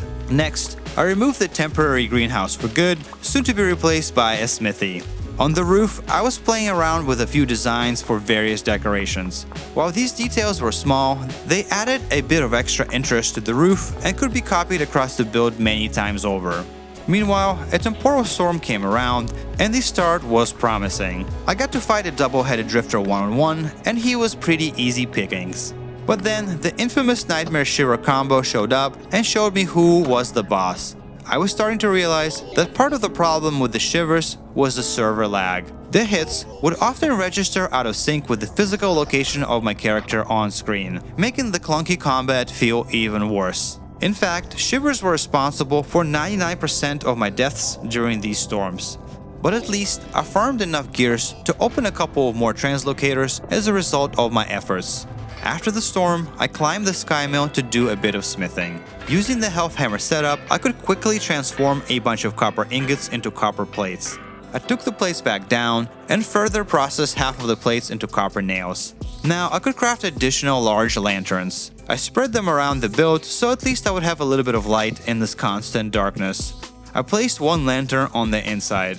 I then chiseled the edge a bit more and put glass into the connecting tunnels. I was pretty happy with how things were going, considering I did not design anything in creative, nor did I have any means to copy-paste this build now to experiment. I was mostly improvising at this point. Things were going reasonably well in terms of aesthetics. I added a bit more fencing to the build and put a few antennas on the long building. Following, I reworked the supporting columns a little bit to give them a bit more depth, although these details were kinda hard to pick out in slate color. Then I indented the windows on the long building for depth and built a small pen for my elk underneath where I parked my steed next. By the pen, I placed a bunch of crates and then planted horsetails on the perimeter. I then worked on the building above, placing some fencing and chiseling the edges. It was time to move in for good though. First, I built a small cellar on the inside to move my food. Then I moved all of the chests from the dirt house with their respective content to the new place. Now I could remove the dirt house, although the sky mill I would keep intact for the time being. While my new place was almost completely empty, at least I had plenty of space inside for my stuff. Interiors be damned. Meanwhile, Tyrone kinda fucked me by disabling the large bellows until they fixed them being fully automatable. This made them inoperable and kind of useless. At least I had enough leather to craft these small bellows on the spot. I was getting a little burnt out of the building process, so I decided to take a break to collect a bunch of oak and pine seeds. I was looking for at least a stack of each. Once I had these stacks of seeds, I cut down first the pines, then the oaks until there were no trees standing around, and then constructed my largest charcoal pit to date. All of this charcoal was acquired in preparation to transition into steel. I was still very far away from that, but charcoal was the first step. The result was 12 stacks of this black gold. Now that I had enough temporal gears to open a couple of more translocators, I decided to look for some inside of the caves underneath my valley. The first one found was right next to my base, just barely below the surface. It teleported me to the southeast. At first, it didn't look particularly useful, but in the end, I used it a lot as an alternative to running directly south to visit the other translocator that took me to my other valley. Although it wasn't much shorter in terms of distance, it was really convenient to get on top of a glacier, and the ride was a straight shot. Shortly, I found another translocator candidate inside of the cave with an entrance around the middle of the valley. The translocator itself was under a glacier. The jump was a ridiculous 13,000 blocks to the south and quite a bit to the west as well. The exit came out pretty close to my cabin valley, but it wasn't fundamentally faster than the route I already had. Unfortunately, 2 translocators was all I could afford to open at the time, and it would be a while until I had more temporal gears to my name. So back to working on my base it was. Speaking of my base, I was ready to translocate my sky mill to the ground, which meant I disassembled the high altitude setup block by block. I climbed to the health hammer platform and removed the mechanical parts, followed by breaking the platform and the pillar down. Finally, the ugly contraption was gone for good. Meanwhile, I had a good idea for the windmill design. Naturally, I started working on making it into a reality.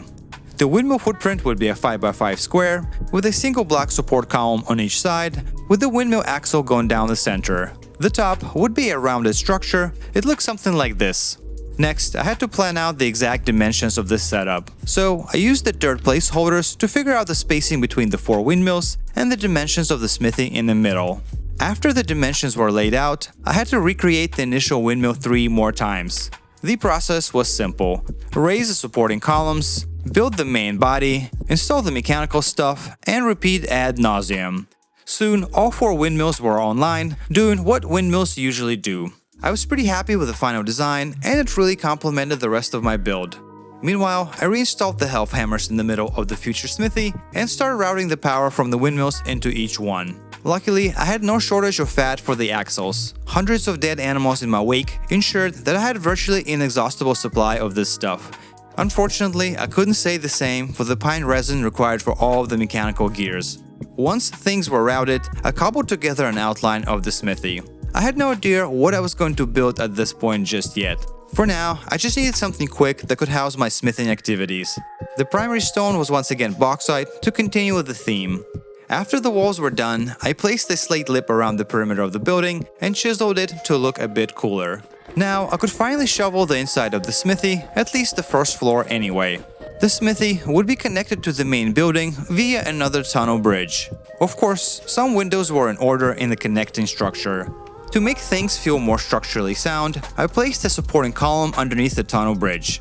Inside the smithy, I removed the sand and placed a granite floor as a replacement. Then I finished the routing of the windmill power into the health hammers and placed a bunch of windows into the smithy. Meanwhile, I had my first North Pole visitor. Completely unprompted, a couple of fellow Arctic survivalists dropped by. Edward the Dreamer and Amber Afternoon also lived in the Arctic, but even further north and quite a bit of the axis. Naturally, we chatted about extreme living and Arctic survival in front of a warm campfire. They were also drawn to the north, just like me. I was a little sad though, they didn't get to see my base in its full glory. After all, my base was far from complete, but they did complement what I already had. I promised to visit them one day, and soon they departed. They still had a long trek back. Meanwhile, I returned to the regularly scheduled programming. Inside of the main building, I placed a bunch of compacted dirt in the checkered pattern. Inside of these empty squares, I placed fire clay bricks after using all of my fire clay for this process. Soon, I loaded the clay pits with the required goodies and started cooking a massive fire clay brick batch. Once they were cooked, I flipped them into bloomeries and started chain cooking iron blooms. Why iron blooms over meteoric iron? Well, it was about time I advanced to the steel age. Unfortunately, there was no way for me to taste steel without a lot more clay, and then of course converting it all into fire clay too. Naturally, the only way I was going to get there was by importing the required materials, which meant another southbound trip. This time around, I was on a lookout for flint though, and around -30,000, I started seeing flint everywhere. I found a ton of loose flint scattered around, and underneath I could access the deposits after digging down a bit. When everything was said and done, I had over 6 stacks of flint to my name. I was honestly expecting the step to take a lot longer. I wasn't as fortunate with clay though. Once I reached around -6,000, I rode all over the place trying to clock a deposit. It took me almost an hour to find, way longer than expected, probably to compensate for my flint luck. Eventually though, a big deposit of red clay presented itself, and naturally, I filled every slot in my inventory not otherwise taken by flint or other important survival items. Of course, I still had to make it back too, but I will spare you most details. I was so tired of having to constantly travel south by this point, but at least when I got back, the permanent daylight was back too. Finally, I could actually take a good look at all of the progress. Considering where it all started, the progress felt pretty substantial. I deposited my massive load into the trunks and immediately jumped back into the translocator under my base. The cave on the other side was full of quartz, so I got a bunch. Even better, olivine was also readily available in this exact cave. Bauxite was of course readily available next to my base. Now that I had enough reagents for the fire clay, I started barreling towards steel full speed ahead. Inside of the smithy, I placed a row of forges by the wall and plugged in everything that needed to be plugged in. The new health hammer setup was now online. I immediately pounded a few copper plates to make a hopper and a chute. This allowed me to finish the pulverizer setup in the corner of my smithy. I loaded the input trunk full of goodies I just mined out and left the machine to do its work. Next, I started cooking flint inside of the bloomeries using whatever fire clay I had left. Meanwhile, another summer was around the corner. This time around though, I want to fully commit to a permanent greenhouse. Thus, I picked an empty spot on the right side of my compound. Then, I started figuring out the general shape, building up the walls, and putting in pseudo windows using glacial ice. I toyed around with a few shapes before settling on one that wasn't optimal but looked cooler than a typical box. Inside, I did the usual greenhouse things. I filled the space with medium fertility soil, figured out the optimal irrigation layout, and tilled the land. Despite its unique shape, the building registered as a greenhouse right away. Thus, I went ahead and planted the soil with the typical suspects. Meanwhile, I cooked even more flint and ground it in the corn. This allowed me to craft over 18 stacks of fire clay, enough for 2 refractory furnaces and any future repairs. I took the clay into the smithy, where the pulverizer just finished its job, and combined everything together to make refractory bricks. Soon, the main room of my compound was transformed into a brick firing factory. While it was still summer outside, I needed to plant the next batch of trees. I scaled the tree production quite a bit by now and had a lot of trees to plant. Next, a big health hammer operation was in order. I went into the smithy and started chain heating iron blooms for processing. My valley was a windy one indeed, and with excellent wind, I quickly converted all of the blooms into ingots. Then I converted 24 ingots into plates. These plates were flipped into 2 iron doors for the refractory furnaces. Thank God for the health hammer setup. It did quick work of this massive task. Next, I traveled back to my other valley to collect a few resources. First, I was completely out of grass. The refractory brick firing operation had sucked up my entire supply. I was also pretty much completely out of firewood, and the trees would still take a while to grow in my valley. Meanwhile, another meta goal of mine was to capture oxen and to transport them to the North Pole base.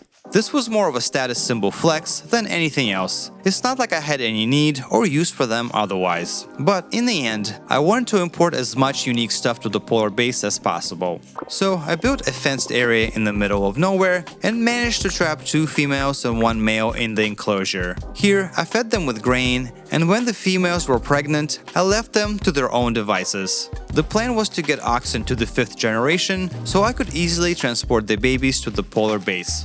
Back at home, I loaded the firing pits with even more refractory bricks and stuffed them with the freshly imported grass. Next, I lined the pits with sticks and finished them off with the imported firewood. Now I could get cooking on them bricks. As a result, the inside of the house looked like a giant furnace now. One advantage of having a stone house though, it couldn't catch on fire. While the bricks were cooking, I ground some limestone in the interdimensional quern and started cooking quicklime with charcoal. Despite living in a sandy valley, most of it was gravel. Pure sand was actually hard to come by, but I managed to find some by the lake. Next, I dissolved the quicklime in some water and placed sand into the barrel, which produced a lot of mortar. Meanwhile, I relieved a bunch of whole andesite blocks. With the andesite, I could craft the stone coffins and the stone lids necessary for the refractory furnaces. The last necessary components were the iron doors. Now that I had mortar and refractory bricks, I could combine them together to make refractory brick blocks and get to building. I decided that the area next to the windmills made the most sense for these furnaces. After placing down the coffins and activating the overlay, it was just a matter of following the suggested outline guide. Finally, I made sure to have a place for the fuel at the bottom of these furnaces. When all was said and done, I loaded the coffins with charcoal and iron ingots, interlacing them together as necessary. Once the coffins were sealed, I loaded the fuel chambers with coal and lit them on fire. Now, it would be just a matter of time and continuously feeding the coal-hungry furnaces to completion. Things were cooking at the Arctic base. While I was busy with the furnaces, the official greenhouse was busy growing the next batch of crops, which I promptly collected. Meanwhile, it was time to check on my oxen at the other valley. I had 2 new additions. 1 baby female and 1 baby male were running around. A good start, but I had a long way to go still. So I replaced the food in the troughs and also placed a lantern on a dirt mound inside of the fenced area. I was afraid that the permanent wintry darkness could contribute to my oxen despawning. I left the oxen to their own devices and started riding south again. Yep, I was riding south yet again. Oxen were just the start. There were so many other things I still wanted to bring over to the pole. Thus, I repeated the familiar route. At around -3000, I turned down every other sound in the game while turning up the ambient slider and started listening for the bees. At around -2500, I heard the familiar buzzing. There was definitely a beehive in the tree, even though I couldn't see it. Thus, I placed the skep on the ground, placed a bunch of horsetails around it, and spent the night gathering the local cattails. However, when I came back, my skep was still empty. Something was clearly off. My spidey senses were tingling.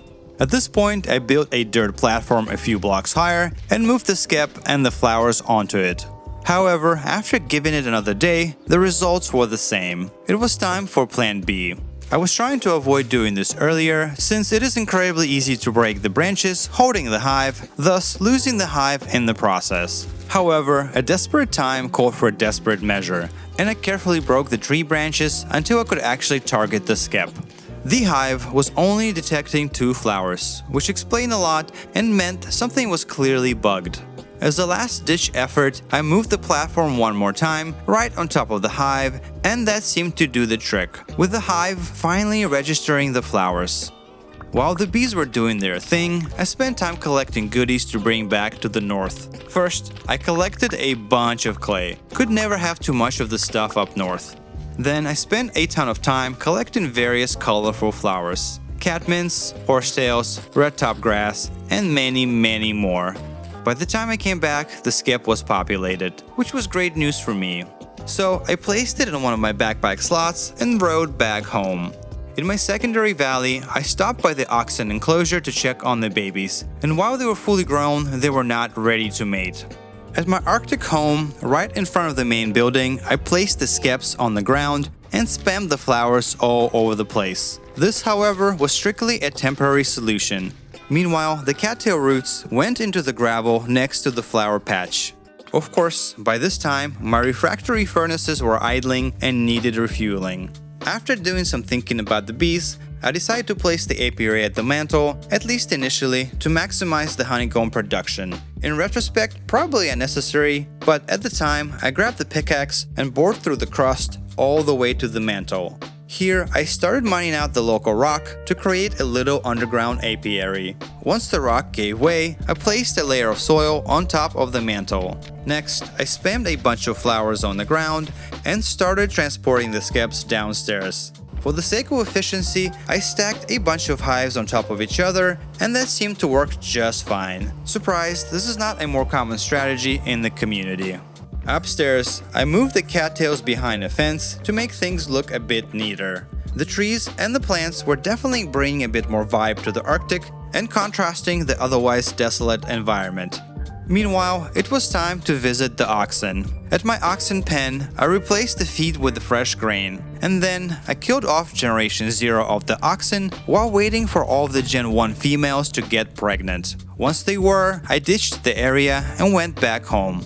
Back at the base, I continued working on finishing the smithy. After all, it was missing a whole second floor. Outside, another harvest of cattails was ready, but it would be the last of the season. Meanwhile, the darkness, the snow, and the cold were all back. Down at the mantle, the skeps were breaking apart at the seams with honey. I broke the skeps to extract the honeycomb while tanking an ever-escalating cloud of bees. My meteoric armor did not appreciate this fact, and between the temporal storms and the bees was on its last leg.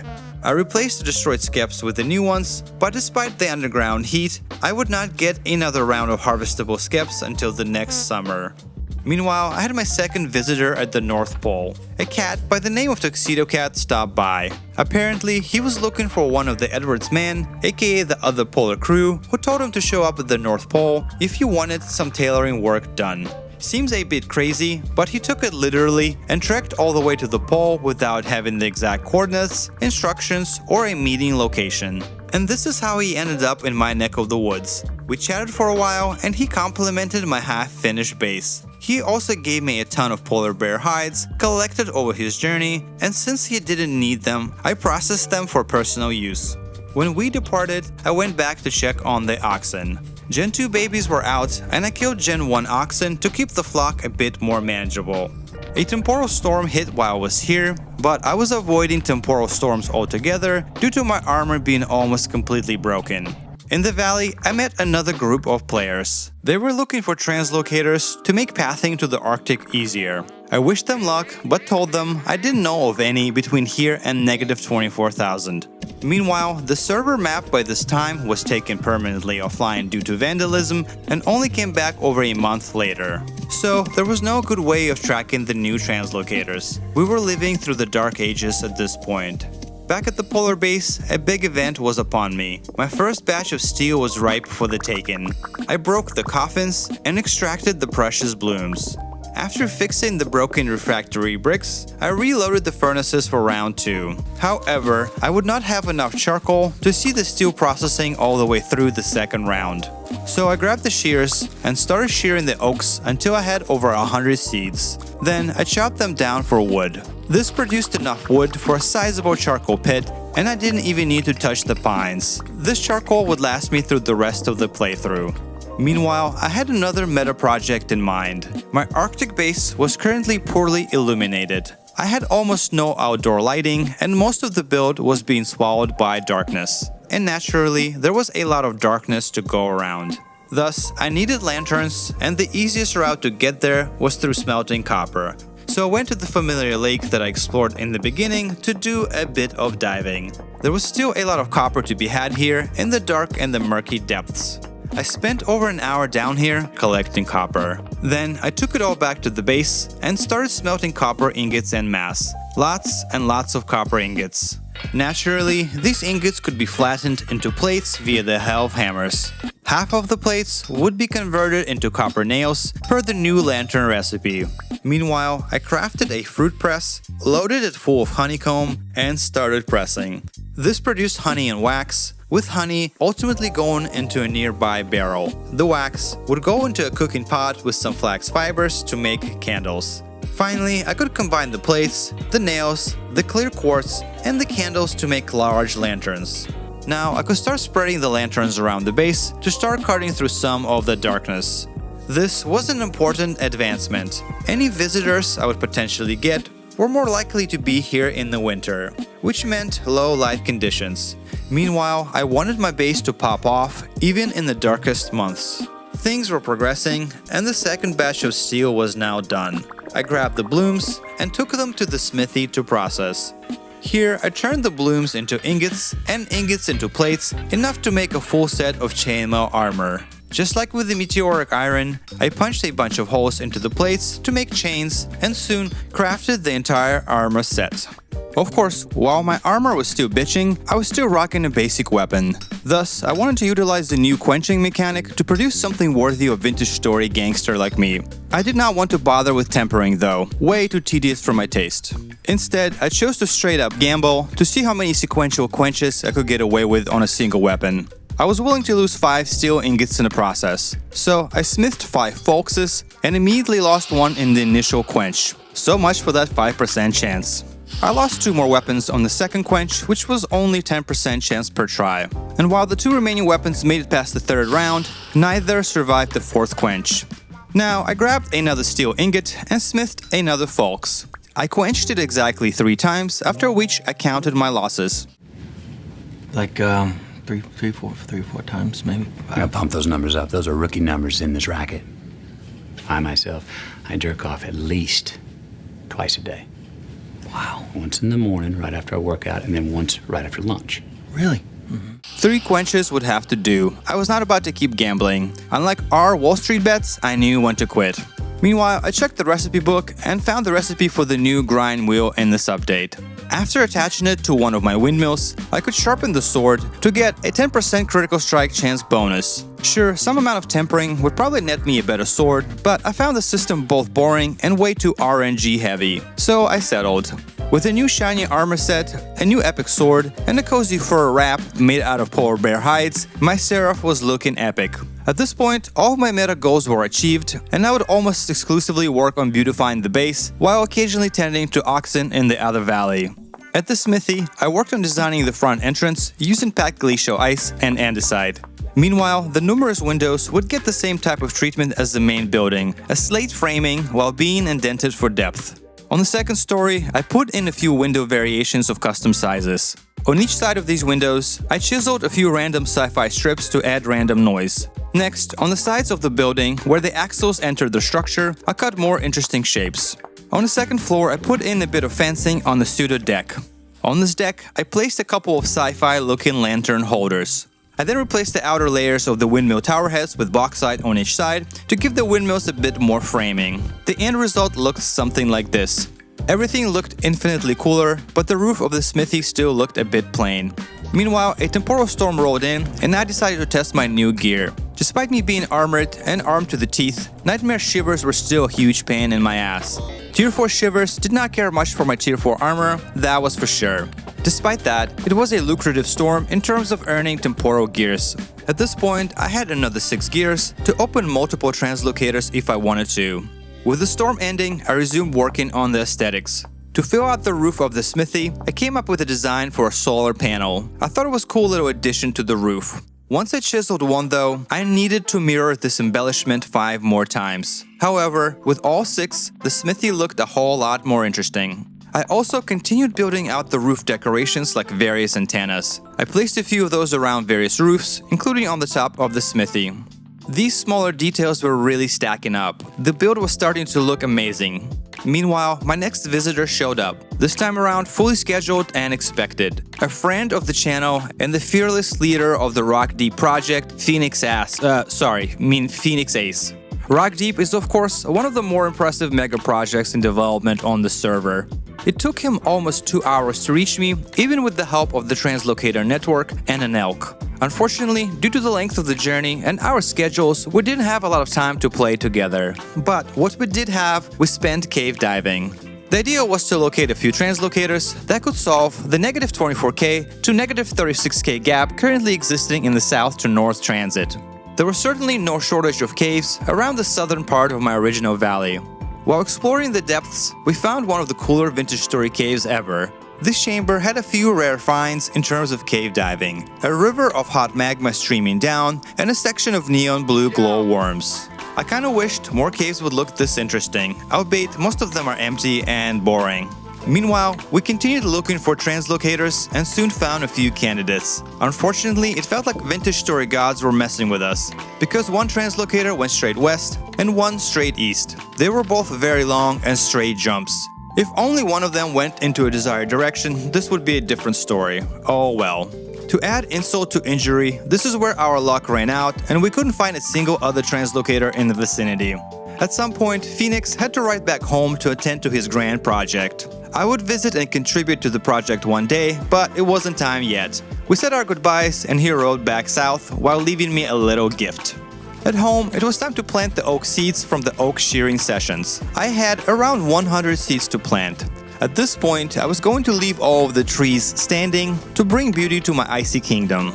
Meanwhile, the summer was in full swing and my bees were active again. I harvested the mantle skeps while deciding to move the apiary to the surface. This was mostly a flex to show off my Arctic bees. Upstairs, I worked for a while on a cool design to house the skeps and came up with something like this. Once I had the design, it was time to replicate it over and over, all of this with vanilla chiseling. The result was worth it in my opinion. Meanwhile, I rode back to the oxen enclosure in the secondary valley. The first Gen 5 babies were coming hot off the press. I got lucky and scored a single male and a single female in the first batch. Now, I could stuff them into reed baskets and take them back to their new homes. At the Arctic station, I made them a double fence pen for now. I was terrified to lose them and wanted to be safe than sorry. Then I released the babies to do their thing. To be even safer, I smithed a lightning rod and installed it inside of the pen just in case. Never saw lightning in my valley, but I was not about to find out that it was possible. As soon as the oxen were ready to mate, I gave them the dietary means. While the apiary looked dope, I did think that the fencing looked a bit plain. To improve the looks, I decided to put lanterns in every corner on top of a cool lantern holder design. For the 4 entrances on each side, I came up with a slightly different design to break up the fencing into more interesting sections. The fencing surrounding the apiary looked much more interesting now. The cattail fencing got the exact same treatment with lantern holders on the corners and the same quad entrance design. Meanwhile, I was finally willing to remove the second layer of fencing in the oxen enclosure. Then I started working on a tower designed to hold the lightning rod smack down in the middle. The tower was made out of granite first, and then I played around with an idea of adding support beams on each side to add a bit more interest to the structure.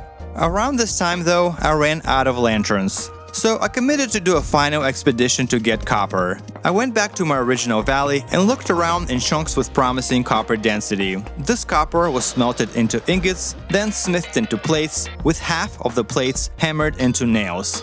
Of course, I had plenty of candles left over. Now, I could craft another big batch of lanterns. I placed these new lanterns in the corners of the animal pen and in other places around the base where I had a low amount of artificial lighting. At this point, I was playing very casually, mostly between long editing sessions for this exact video. I wanted to finish all of the embellishments for the outside of my Arctic station to make it look as cool as possible. Interiors were now completely out of scope of my willpower. First on the list was chiseling the supporting beams out of andesite that would reinforce the windmill columns. I thought it made the windmills look a bit more complex and interesting as a result. To even further make the windmills a focal point, I chiseled a couple of indentions on the fronts, backs, and the sides of the top structures. This gave them a more sci-fi feeling. I then worked on adding more lanterns with various supporting structures to the roof of the various buildings. I then added more antennas, solar panels, and other eye candy to make roofs stand out a bit more. Finally, I got around to doing a bit of chisel work on the greenhouse. It was mostly about fixing the staircase and cutting some edges into the structure to make it look a little less blocky. Finally, I worked on fixing the sides and the backs of the buildings by finishing various repetitive tasks, like finishing the windows and such.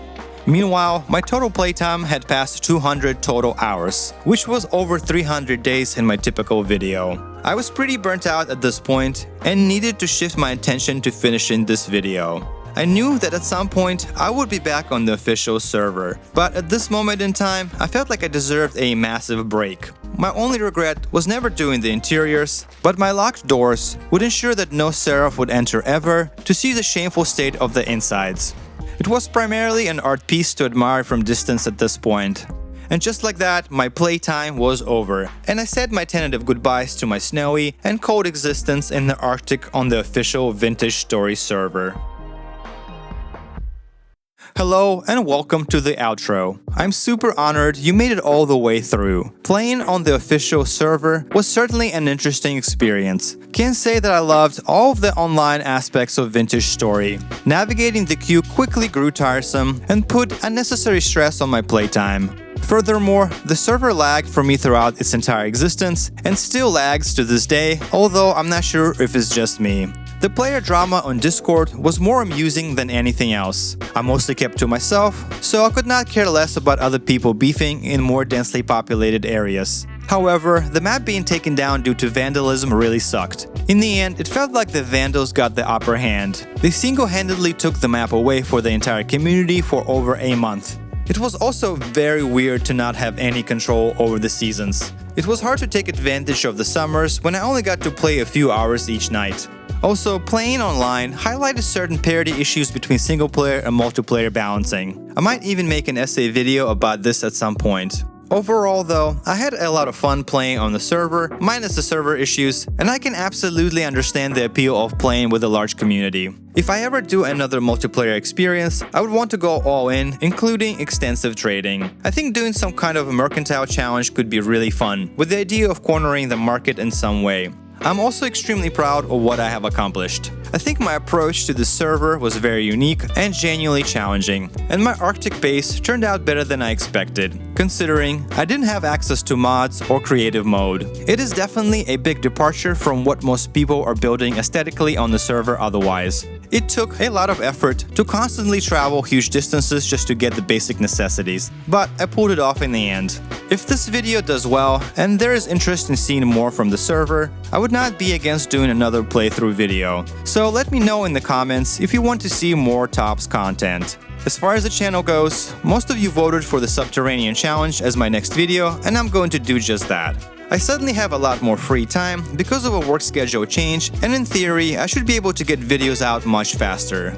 Meanwhile, I have like 3 essay scripts collecting dust, and between that and the next 100 days video, I got a lot on my plate as usual. So as always, lots of stuff cooking on this channel, and unfortunately most of it takes a lot of time. Until further notice, it's back into the kitchen for this man.